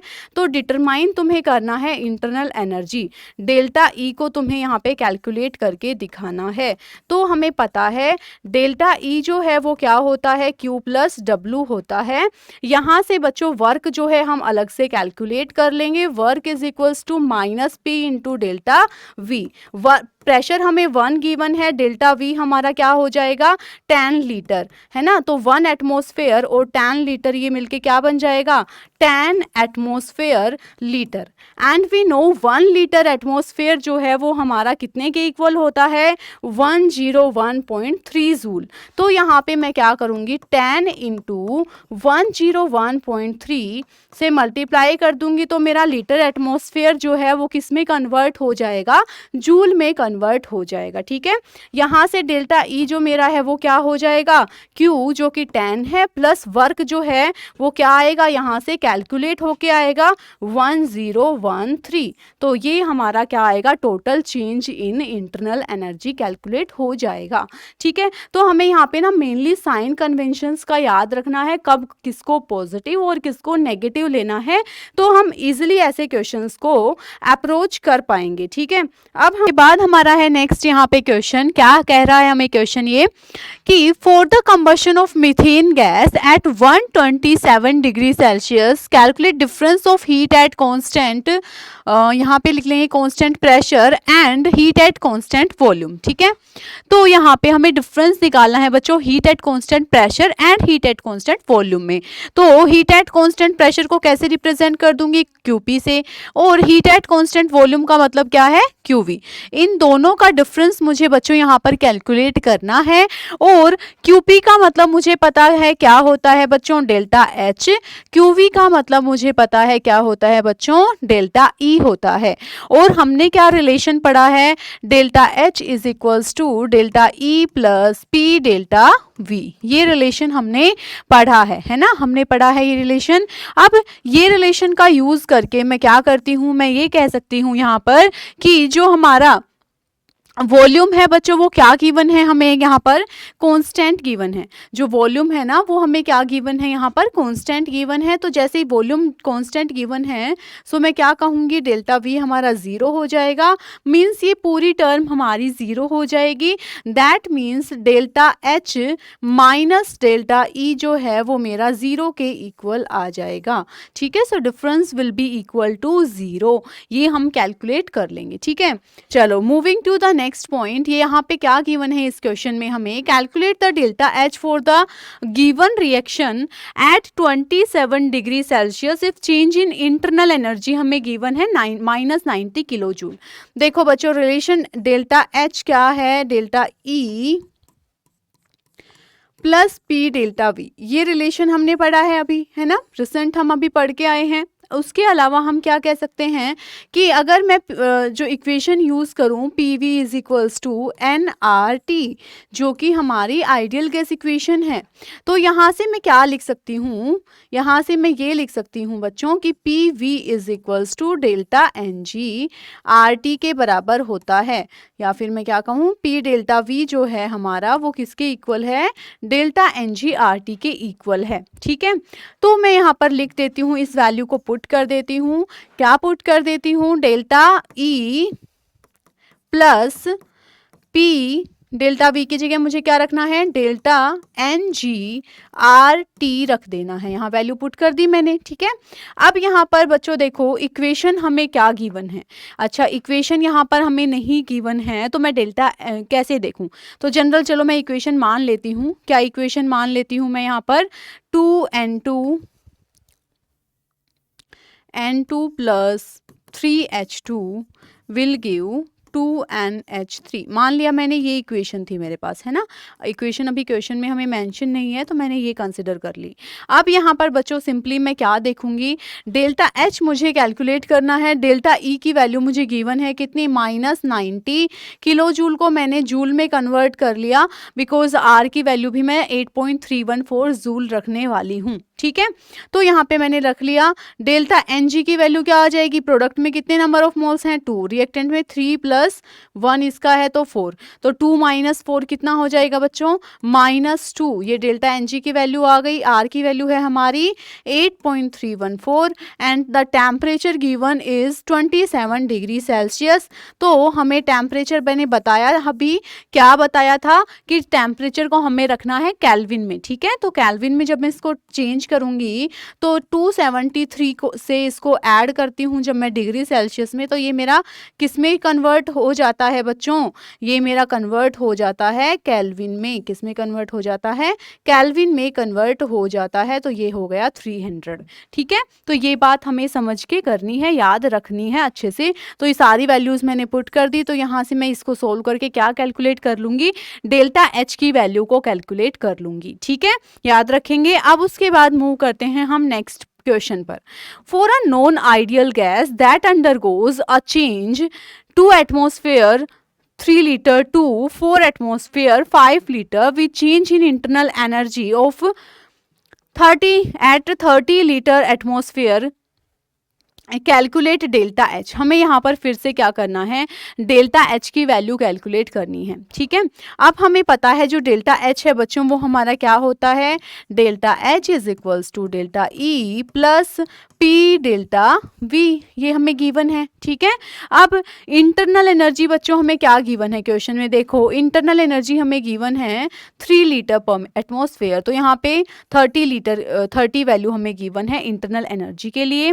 फिर उसके बाद हमें यहाँ पर प्रेशर क्या कितना गिवन है, तो यहाँ पे ध्यान देंगे हम, P डेल्टा V हमारा तब होता है बच्चों, ये तब हमारा जो प्रेशर था वो कैसा होता है, कांस्टेंट। यहाँ पर प्रेशर कांस्टेंट नहीं है, यहाँ पे प्रेशर कैसा है, वेरिएबल है। तो यहाँ पर मैं डेल्टा PV लिखूंगी इसको, क्योंकि P जो है वो भी वेरिएबल है तो वो भी डेल्टा के अंदर लिख दिया मैंने, ठीक है। तो मैं इसको कैसे लिख सकती हूँ, अब इसको मैं लिख सकती हूँ P2 V2 minus P1 V1, ठीक है। अब P2 यहाँ पर लिखेंगे बच्चों 30, P2 V2 क्या है, यहाँ पे हमारा प्रेशर जो है वो कितना है, सेकेंड वाला प्रेशर 4 एटमॉस्फेयर, सेकेंड वॉल्यूम हमारा कितना है 5, और इनिशियल क्या है 2 × 3, तो ये मेरा आ गया difference P2 V2 minus P1 V1 और प्लस में डेल्टा E कर दूंगी। तो इसको जैसे सोल्व करती हूँ मैं, तो मेरा क्या आ जाएगा, चेंज इन एंथैल्पी कैलकुलेट होकर आ जाएगा, ठीक है। इस तरीके से मुझे इन क्वेश्चंस को अप्रोच करना है। नेक्स्ट हम यहाँ पर बात कर लेते हैं किसकी, नेक्स्ट टर्म जो कि हमें गिवन है हीट कैपेसिटी। हीट कैपेसिटी का क्या मतलब होता है बच्चों, हीट कैपेसिटी को हम रिप्रेजेंट करते हैं C से, ठीक है। किससे रिप्रेजेंट करना है हमें हीट कैपेसिटी को, C से। तो कोई भी जो हमारी सब्सटेंस होगी उसका टेम्परेचर मुझे 1 डिग्री सेल्सियस क्या करना है, इंक्रीज करना है। किसी भी सब्सटेंस का 1 डिग्री सेल्सियस टेम्परेचर बढ़ाने के लिए मुझे उसको कितनी अमाउंट में हीट देनी पड़ी, उसको मैं क्या बोलती हूँ, हीट कैपेसिटी बोलती हूँ, ठीक है। जैसे मेरे पास कुछ भी एक ग्लास पानी मैंने लिया, तो उस पानी का मुझे 1 डिग्री सेल्सियस टेम्परेचर बढ़ाना है, 50 से 51 डिग्री सेल्सियस पे लेके जाना है, या फिर कैल्विन के टर्म्स में कहूँ तो 300 कैल्विन से 301 कैल्विन तक मुझे टेम्परेचर को लेके जाना है। क्योंकि यहाँ पे डिफरेंस की बात हो रही है तो यूनिट कैल्विन में लो या डिग्री सेल्सियस में डिफरेंस मैटर नहीं करता है, ठीक है। तो 1 डिग्री सेल्सियस किसी सब्सटेंस का टेम्परेचर बढ़ाने के लिए मुझे कितनी अमाउंट में एनर्जी देनी पड़ेगी, that will be called what, heat capacity, ठीक है। तो मैं यहाँ पे लिख रही हूँ हीट कैपेसिटी का मतलब क्या है, D Q upon D T, या फिर क्या लिख सकती हूँ, क्यू अपॉन डेल्टा टी। यहाँ पर क्या है, क्यू रिप्रेजेंट कर रहा है हीट गिवन, कि हमने कितनी हीट उसको दी, एंड डेल्टा की टी जो है वो हमारा क्या रिप्रेजेंट कर रहा है, चेंज इन टेम्परेचर को, कि टेम्परेचर में यहाँ पे हमारा कितना चेंज हमें देखने को मिला। ठीक है, फिर बात करते हैं इसकी यूनिट की। इसकी जो यूनिट हो जाएगी बच्चों वो क्या हो जाएगी, ऊपर हीट है तो हीट के लिए मैं क्या लिखती हूँ, जूल। ठीक है, चेंज इन टेम्परेचर तो पर केल्विन, तो जूल पर केल्विन, या फिर क्या बोल सकती हूँ, जूल पर डिग्री सेल्सियस, कुछ भी हमारी यूनिट हो सकती है according to the given conditions in the questions. ठीक है, चलो अब मूव करते हैं नेक्स्ट, मोलर हीट कैपेसिटी के बारे में हम पढ़ते हैं। तो अभी हमने हीट कैपेसिटी पढ़ा जिसको कि मैं सी से रिप्रेजेंट कर रही हूँ। अब मुझे क्या पढ़ना है, मोलर हीट कैपेसिटी, तो इसको मैं रिप्रेजेंट करूंगी बच्चों किससे, सी एम से रिप्रेजेंट करूंगी। ठीक है, यही डिफरेंस है सी और सी एम में, कि ये क्या बोला जाएगा, मोलर हीट कैपेसिटी बोला जाएगा इसको। अब मोलर हीट कैपेसिटी क्या होता है, कि अगर मैं कोई सब्सटेंस, 1 मोल सब्सटेंस लेती हूँ और उसका मुझे 1 डिग्री सेल्सियस टेम्परेचर राइज करना है, तो मैं उसको क्या बोलूंगी बच्चों, मोलर हीट कैपेसिटी बोलूंगी। ठीक है, मोलर हीट कैपेसिटी का मतलब है क्या, जो हमारी हमने नॉर्मल हीट कैपेसिटी निकाली ना, उसको किससे डिवाइड कर दो, एन से डिवाइड कर दो। N is representing what, number of moles. ठीक है, तो ये मेरा क्या निकल के आ जाएगा, मोलर हीट कैपेसिटी जो है वो कैलकुलेट होकर आ जाएगा। ठीक है, इसको मैंने क्या लिख दिया, Q upon N delta T. क्या लिख दिया मैंने इसको, Q upon N delta T. क्यों, C की जगह ही तो रखा है मैंने Q अपॉन डेल्टा टी, तो C की जगह जैसे ही मैंने Q अपॉन डेल्टा टी रखा तो मेरा क्या हो गया, ये मोलर हीट कैपेसिटी को मैंने कैसे लिख दिया, C अपॉन एन लिख दो या तो, या फिर Q upon N delta T. ठीक है, अब उसके बाद नेक्स्ट जो हमारी टर्म है बच्चों वो है specific heat capacity. Specific heat capacity को हम रिप्रेजेंट करेंगे उसके first letter that is S से रिप्रेजेंट करेंगे। स्पेसिफिक हीट कैपेसिटी होती है C अपॉन M। ठीक है, C अपॉन M। यहाँ पर जो बच्चों हमारा C है वो तो हमें पता है हीट कैपेसिटी है, और जो ये M है ना वो है हमारा मास ऑफ द सब्सटेंस। ध्यान रखना, मोलर मास नहीं है, M क्या है बच्चों, हमारा मास ऑफ द सब्सटेंस। हम बात कर रहे हैं कि कितनी हमने सब्सटेंस ली है ग्राम्स में। ठीक है, तो वो रिप्रेजेंटेशन होती है किसकी, स्पेसिफिक हीट कैपेसिटी की। C की वैल्यू हमने रखी Q अपॉन डेल्टा टी, तो हमारा फॉर्मूला किसमें चेंज हो गया, C is equals to Q upon M delta T लिख सकते हैं, या फिर हम इसको क्या लिख सकते हैं, C अपॉन में M लिख सकते हैं। ठीक है, तो इतनी बात हमें ध्यान से समझते हुए यहाँ पर चलना है। चलो उसके बाद हम नेक्स्ट देखते हैं, तीनों फॉर्मूला याद है हमें। तो फर्स्ट जो है C is equals to Q upon delta T, तो हमने हीट को इस फॉर्म में लिख लिया, Q क्या हो गया, C डेल्टा टी। सेकंड हमारा क्या फॉर्मूला था, जो CM है वो क्या है, Q upon N delta T. ठीक है, तो यहाँ से Q हमारा क्या हो गया, Q is equals to N C M delta T. ऐसे ही थर्ड जो फॉर्मूला था हमारा स्पेसिफिक हीट कैपेसिटी का, वहाँ से हमने जब हीट कैलकुलेट की बच्चों तो वो हमारी कितनी आ गई, Q is equals to M S delta T. तो ये तीनों फॉर्म में हमने हीट को लिख लिया है। ठीक है, अब हम बात करते हैं कि अगर हमने वॉल्यूम को कांस्टेंट कर दिया तो क्या होगा। ठीक है, अगर हमने वॉल्यूम को कांस्टेंट कर दिया बच्चों, तो मैं इसको Q की जगह heat given as constant volume QV लिख सकती हूँ ना, तो ये क्या हो जाएगा, QV लिखा जाएगा। अब मुझे पता है when I give heat to the system at constant volume, तो वो सारी हीट कहाँ पे यूज़ होती है, उसकी इंटरनल एनर्जी को चेंज करने में यूज़ होती है। अभी मैंने बताया थोड़ी देर पहले, तो QV जो है वो मेरा डेल्टा E के बराबर होगा, और ये मेरा हो जाएगा C इंटू डेल्टा T, और C अब की बार मैं CV से लिख रही हूँ, which is representing that the volume is constant. ठीक है, सिंपल है बिल्कुल, ऐसे का ऐसा मुझे लिख लेना है।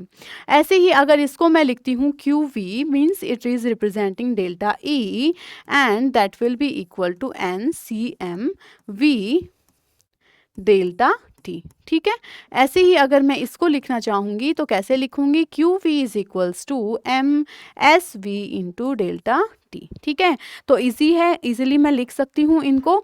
ऐसे ही अगर प्रेशर कांस्टेंट है तो heat given at constant pressure क्या होता है बच्चों, वो होता है हमारा चेंज इन एंथैल्पी। तो इसको मैंने लिख दिया CP डेल्टा T। ठीक है, इसको मैंने क्या लिख दिया, QP is equals to N, और यहाँ पर क्या लिख दूंगी मैं, CM। तो यहाँ पे M और प्रेशर भी कांस्टेंट है तो P, और यहाँ पे क्या हो गया, डेल्टा T हो गया। ठीक है, ऐसे ही इसको क्या लिख दूंगी, QP is equals to MSP delta T। Okay, तो ये हमारा रिप्रेजेंटेशन हो गया, मतलब इन यहाँ से इनके स्पेसिफिक हीट वगैरह का रिलेशन मैं कैसे यूज़ करती हूँ, जिस कंडीशन में मेरा जो वॉल्यूम है, इधर जो मेरा प्रेशर है, कोई इनमें से एक कांस्टेंट गिवन होगा, तो मेरी कंडीशंस कुछ इस तरीके से रिप्रेजेंट की जा सकती है। ठीक है, तो इनका ध्यान रखेंगे हम। अब यहाँ पे है नेक्स्ट बच्चों relation between CP and CV। तो उसका क्या पूरा डेरिवेशन है, उसके चक्कर में हमें जाने की कोई ज़रूरत है ही नहीं, सिंपली याद रखेंगे, अप्लाई करना है हमें। क्या याद रखना है बच्चों, CP माइनस CV जो है हमारा वो क्या होता है, NR के बराबर होता है। ठीक है, CP माइनस CV जो है वो हमारा NR के बराबर होता है। अगर मैं क्या करती हूँ, मोलर हीट कैपेसिटी की बात करती हूँ, ये मेरा नॉर्मल हीट कैपेसिटी है CP/CV। ठीक है, यहाँ पे अगर मैं मोलर हीट कैपेसिटी की बात करती हूँ, मतलब एक मोल सब्सटेंस लेके चलती हूँ, तो क्या लिखूंगी CPM, इसको क्या लिखूंगी CVM। तो उस टाइम पे ये मेरा R के इक्वल होगा। ठीक है, उस टाइम पे ये मेरा किसके इक्वल हो जाएगा, R के। अगर मैं मोलर हीट कैपेसिटी लेके चल रही हूँ तो CP माइनस CV R हो जाएगा। अगर मैं नॉर्मल हीट कैपेसिटी लेके चल रही हूँ देन CP माइनस CV जो है वो NR के इक्वल हो जाएगा। ठीक है, सिंपली याद रखेंगे। अब एक रिलेशन हमें ये याद रखना है, the ratio of CP and CV is equals to gamma. जो CP और CV का जो रेशियो होता है बच्चों, उसको हम क्या इक्वल किसके आता है, गामा के। ये जो रिलेशन है इसको हम क्या बोलते हैं, पॉइजन्स रेशियो बोलते हैं। ठीक है, इसको हम क्या बोलते हैं बच्चों, पॉइजन्स रेशियो बोलते हैं। और यहाँ पर जो हमारा ये रिलेशन है फर्स्ट वन, इसको हम मेयर्स रिलेशन बोलते हैं। इसको हम क्या बोलते हैं बच्चों, मेयर्स रिलेशन बोलते हैं। तो सिंपली हमें ये रिलेशंस आपस में इनके जो हैं वो रिलेट करते हैं, वो याद रखने हैं। ठीक है, चलो moving to the next one. ये हमें क्या यहाँ पे गिवन है, 1000 joule of heat is supplied to 180 gram of water such that its temperature increased from 20 degree Celsius to 70 degree Celsius. ठीक है, सारी बातें हमें क्वेश्चन में गिवन है। हमें कैलकुलेट क्या करना है, heat capacity, molar heat capacity and specific heat capacity. जो अभी हमने पढ़ा है ना वो सब कुछ हमें कैलकुलेट करना है, सारे फॉर्मूलाज हमें यहाँ पर अप्लाई करने हैं। ठीक है, तो सबसे पहले बच्चों हम बात करते हैं हीट कैपेसिटी की, दैट इज C की बात करते हैं। C हमारा क्या होता है, Q अपॉन में डेल्टा T होता है ना। तो यहाँ पर बच्चों देखो जरा ध्यान से, Q की वैल्यू क्या है, कितनी हीट सप्लाई की गई है, 1000 जूल। डेल्टा T मतलब चेंज इन टेम्परेचर कितना हुआ, तो 70। फाइनल में से मैं इनिशियल को सब्ट्रैक्ट कर दूंगी, तो यहाँ से मेरा आंसर जो है वो क्या आ जाएगा, this one will be our answer. ठीक है, तो ये मेरा क्या कैलकुलेट हो गया, यहाँ पर हीट कैपेसिटी कैलकुलेट हो गया। अब बच्चों सेकेंड पार्ट में बोला है molar heat capacity. Molar heat capacity अभी हमने पढ़ा क्या होता है, CM इज इक्वल्स टू जो हमारा नॉर्मल हीट कैपेसिटी कैलकुलेट हुआ ना C, उसको हम डिवाइड कर दे किससे, मोल से, नंबर ऑफ मोल्स N से डिवाइड कर देते हैं। तो ठीक है, तो यहाँ पे देखो बच्चों 180 ग्राम वाटर था हमारा, तो यहाँ पे पहले तो सिंपली हमारे वैल्यू जो है वो कितनी आ जाएगी, 2 आ जाएगी। ठीक है, क्योंकि Q क्या है हमारा हीट 1000 जूल थी, और डेल्टा T जो है वो 70 माइनस 20 50 हो गया, तो 2 हमारी क्या है, वैल्यू आ गई हीट कैपेसिटी की।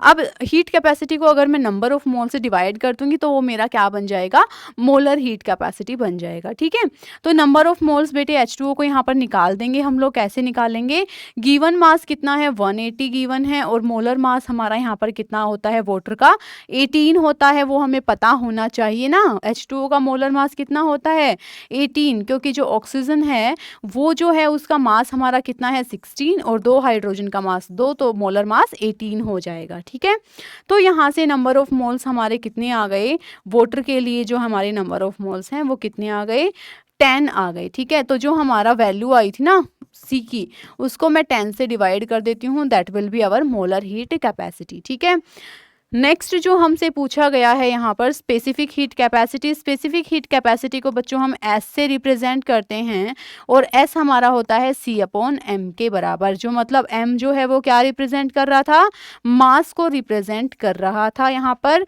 तो मैं यहाँ पे क्या कह सकती हूँ बच्चों, C जो है वो मेरी वैल्यू आई थी 2, और M जो गिवन मास है वो बच्चों मेरा कितना है यहाँ पे, 180 है। ठीक है, कितना है यहाँ पे, 100 अच्छा ये वैल्यू तो हमारी, अरे भाई देखो ये 0 से 0 कैंसिल हो गया था, तो यहाँ से ये 20 वैल्यू थी, तो 20/10 है ना, यहाँ पर जो वैल्यू आएगी दैट विल बी 20/10। 10, तो यहाँ पे मेरा क्या आएगा 2 वैल्यू आएगी, ठीक है, बाय मिस्टेक मैंने ध्यान नहीं दिया ये। और यहाँ पर मेरा वैल्यू जो है वो 20/180 जब मैं करूँगी तो कितनी आ जाएगी 1/9 आ जाएगी, ठीक है। तो थोड़ा इस पे ध्यान देना, करेक्शन मतलब जो है ना मिस्टेक नहीं करना है, हमने करेक्टली क्वेश्चन को करना है, ठीक है। तो सारी वैल्यूज़ हमने कैलकुलेट कर दी। चलो अब मूव करते हैं नेक्स्ट क्वेश्चन पर, जो कि हमें गिवन है 10 mole of H2 gas is heated such that its temperature increase from 10 degree Celsius to 110 degree Celsius. मतलब यहाँ पर सिंपली मैं कहूँ तो डेल्टा टी की वैल्यू 100 हो जाएगी हमारी, है ना।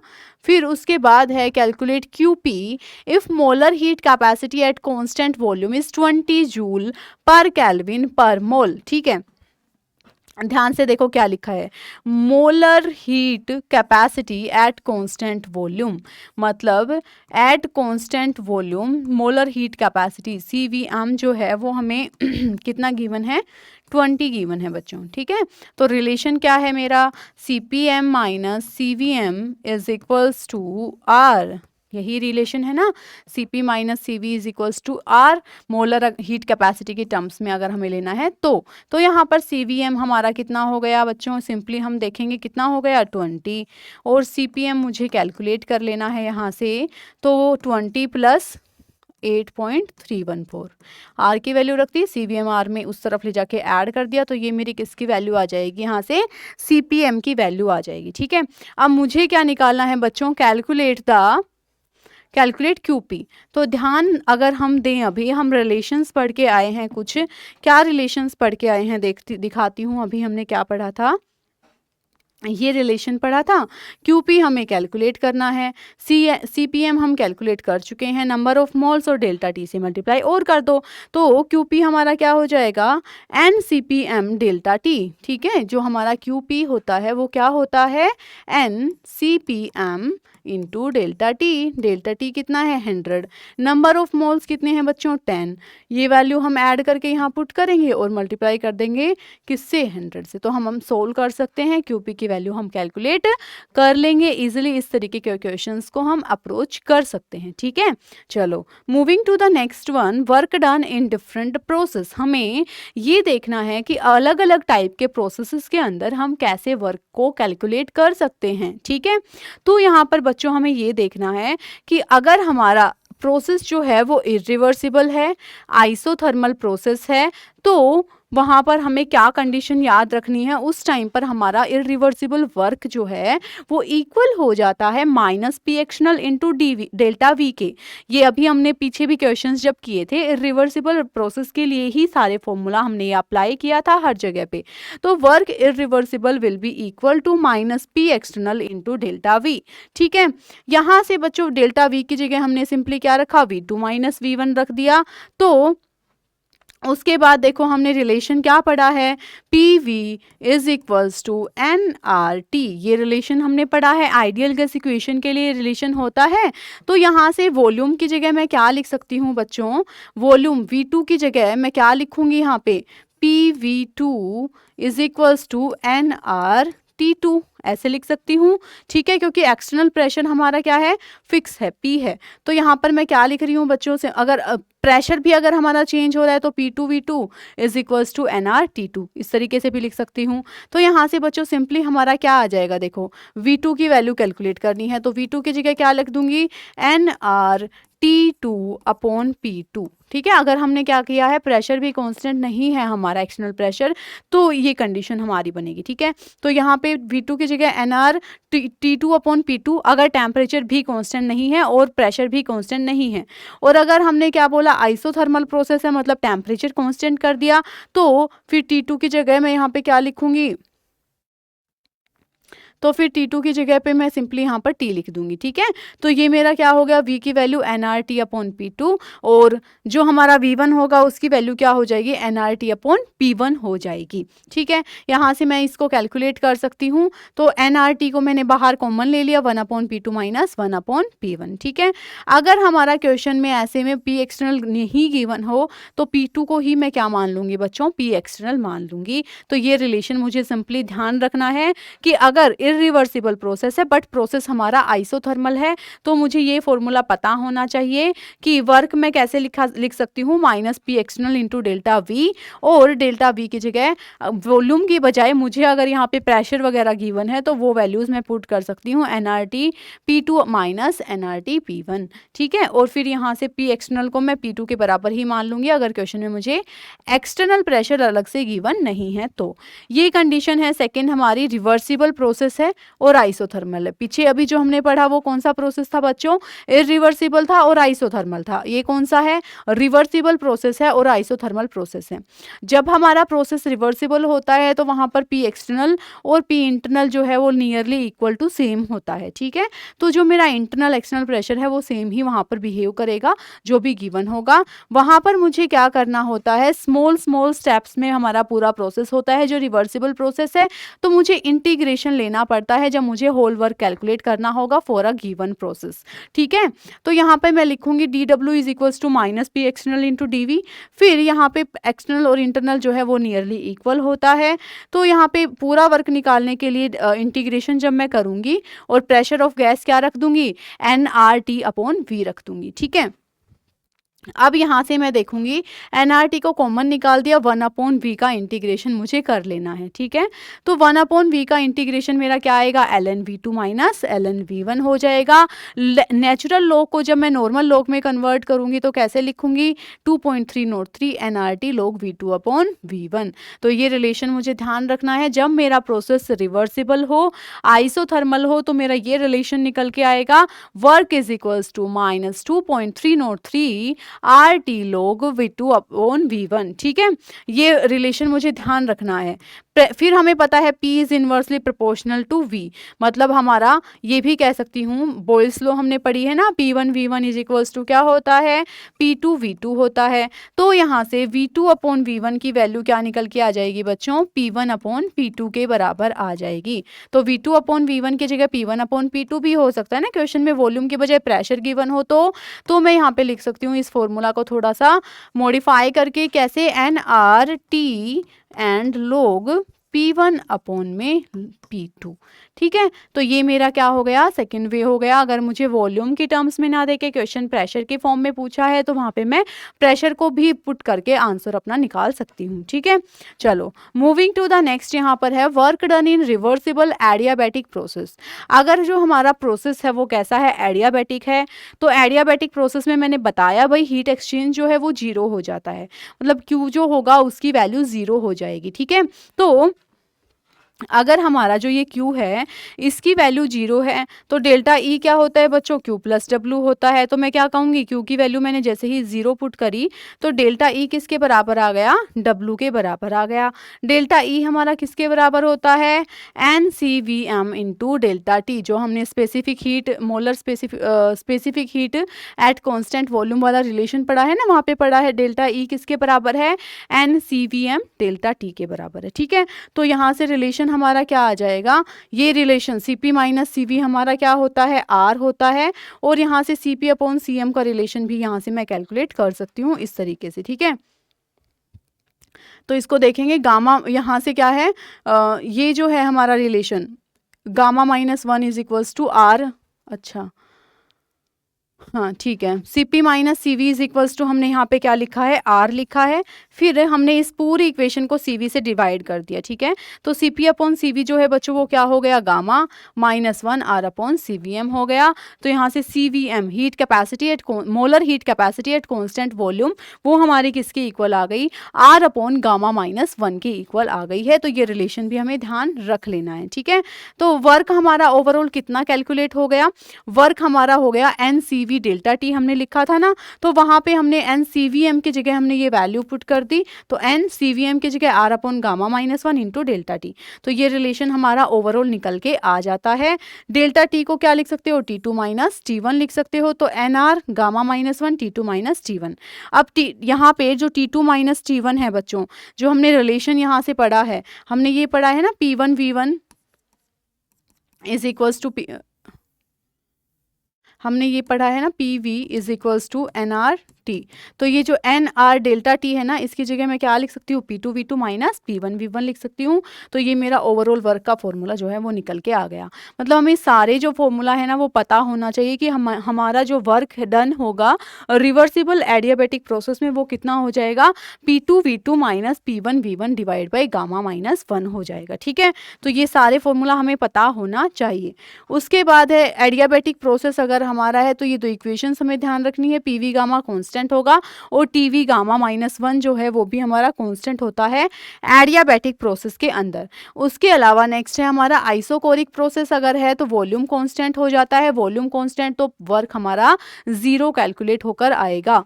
ठीक है, नेक्स्ट आइसोबारिक प्रोसेस है तो प्रेशर जो है वो हमारा कांस्टेंट हो जाएगा, तो जो हमारा वर्क है वो क्या आएगा, minus P external into delta we होता है।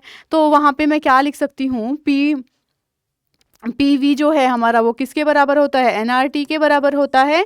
तो यहाँ पे मैंने क्या लिख दिया, NR डेल्टा T भी लिख सकती हूँ। फ्री एक्सपेंशन है तो एक्सटर्नल प्रेशर 0 हो जाता है, वर्क हमारा 0 हो जाता है। और केमिकल रिएक्शन है तो प्रेशर की जगह मैं क्या लिख सकती हूँ भाई, PV हमारा किसके इक्वल हो जाएगा, डेल्टा NG/RT। तो यहाँ पे मैं क्या लिख दूंगी, P एक्सटर्नल DV की जगह माइनस डेल्टा NG/RT लिख दूंगी। ठीक है, तो ये सारी बातें हमें समझ में आनी चाहिए, हमें पता होना चाहिए सारे फॉर्मूलाज कब मुझे कौन सा फॉर्मूला अप्लाई करना है। ठीक है, नेक्स्ट यहाँ पे जो क्वेश्चन गिवन है बच्चों सिंपल है हमारा, 10 mole of an ideal gas is expanded reversibly and isothermally from 10 litre to 100 litre at 27 degree Celsius. देखो जब हम यहाँ पर सिंपली एक टर्म तुम्हें दिखी यहाँ पे क्या, आइसोथर्मल, मतलब हमारा टेम्परेचर क्या है, कांस्टेंट है।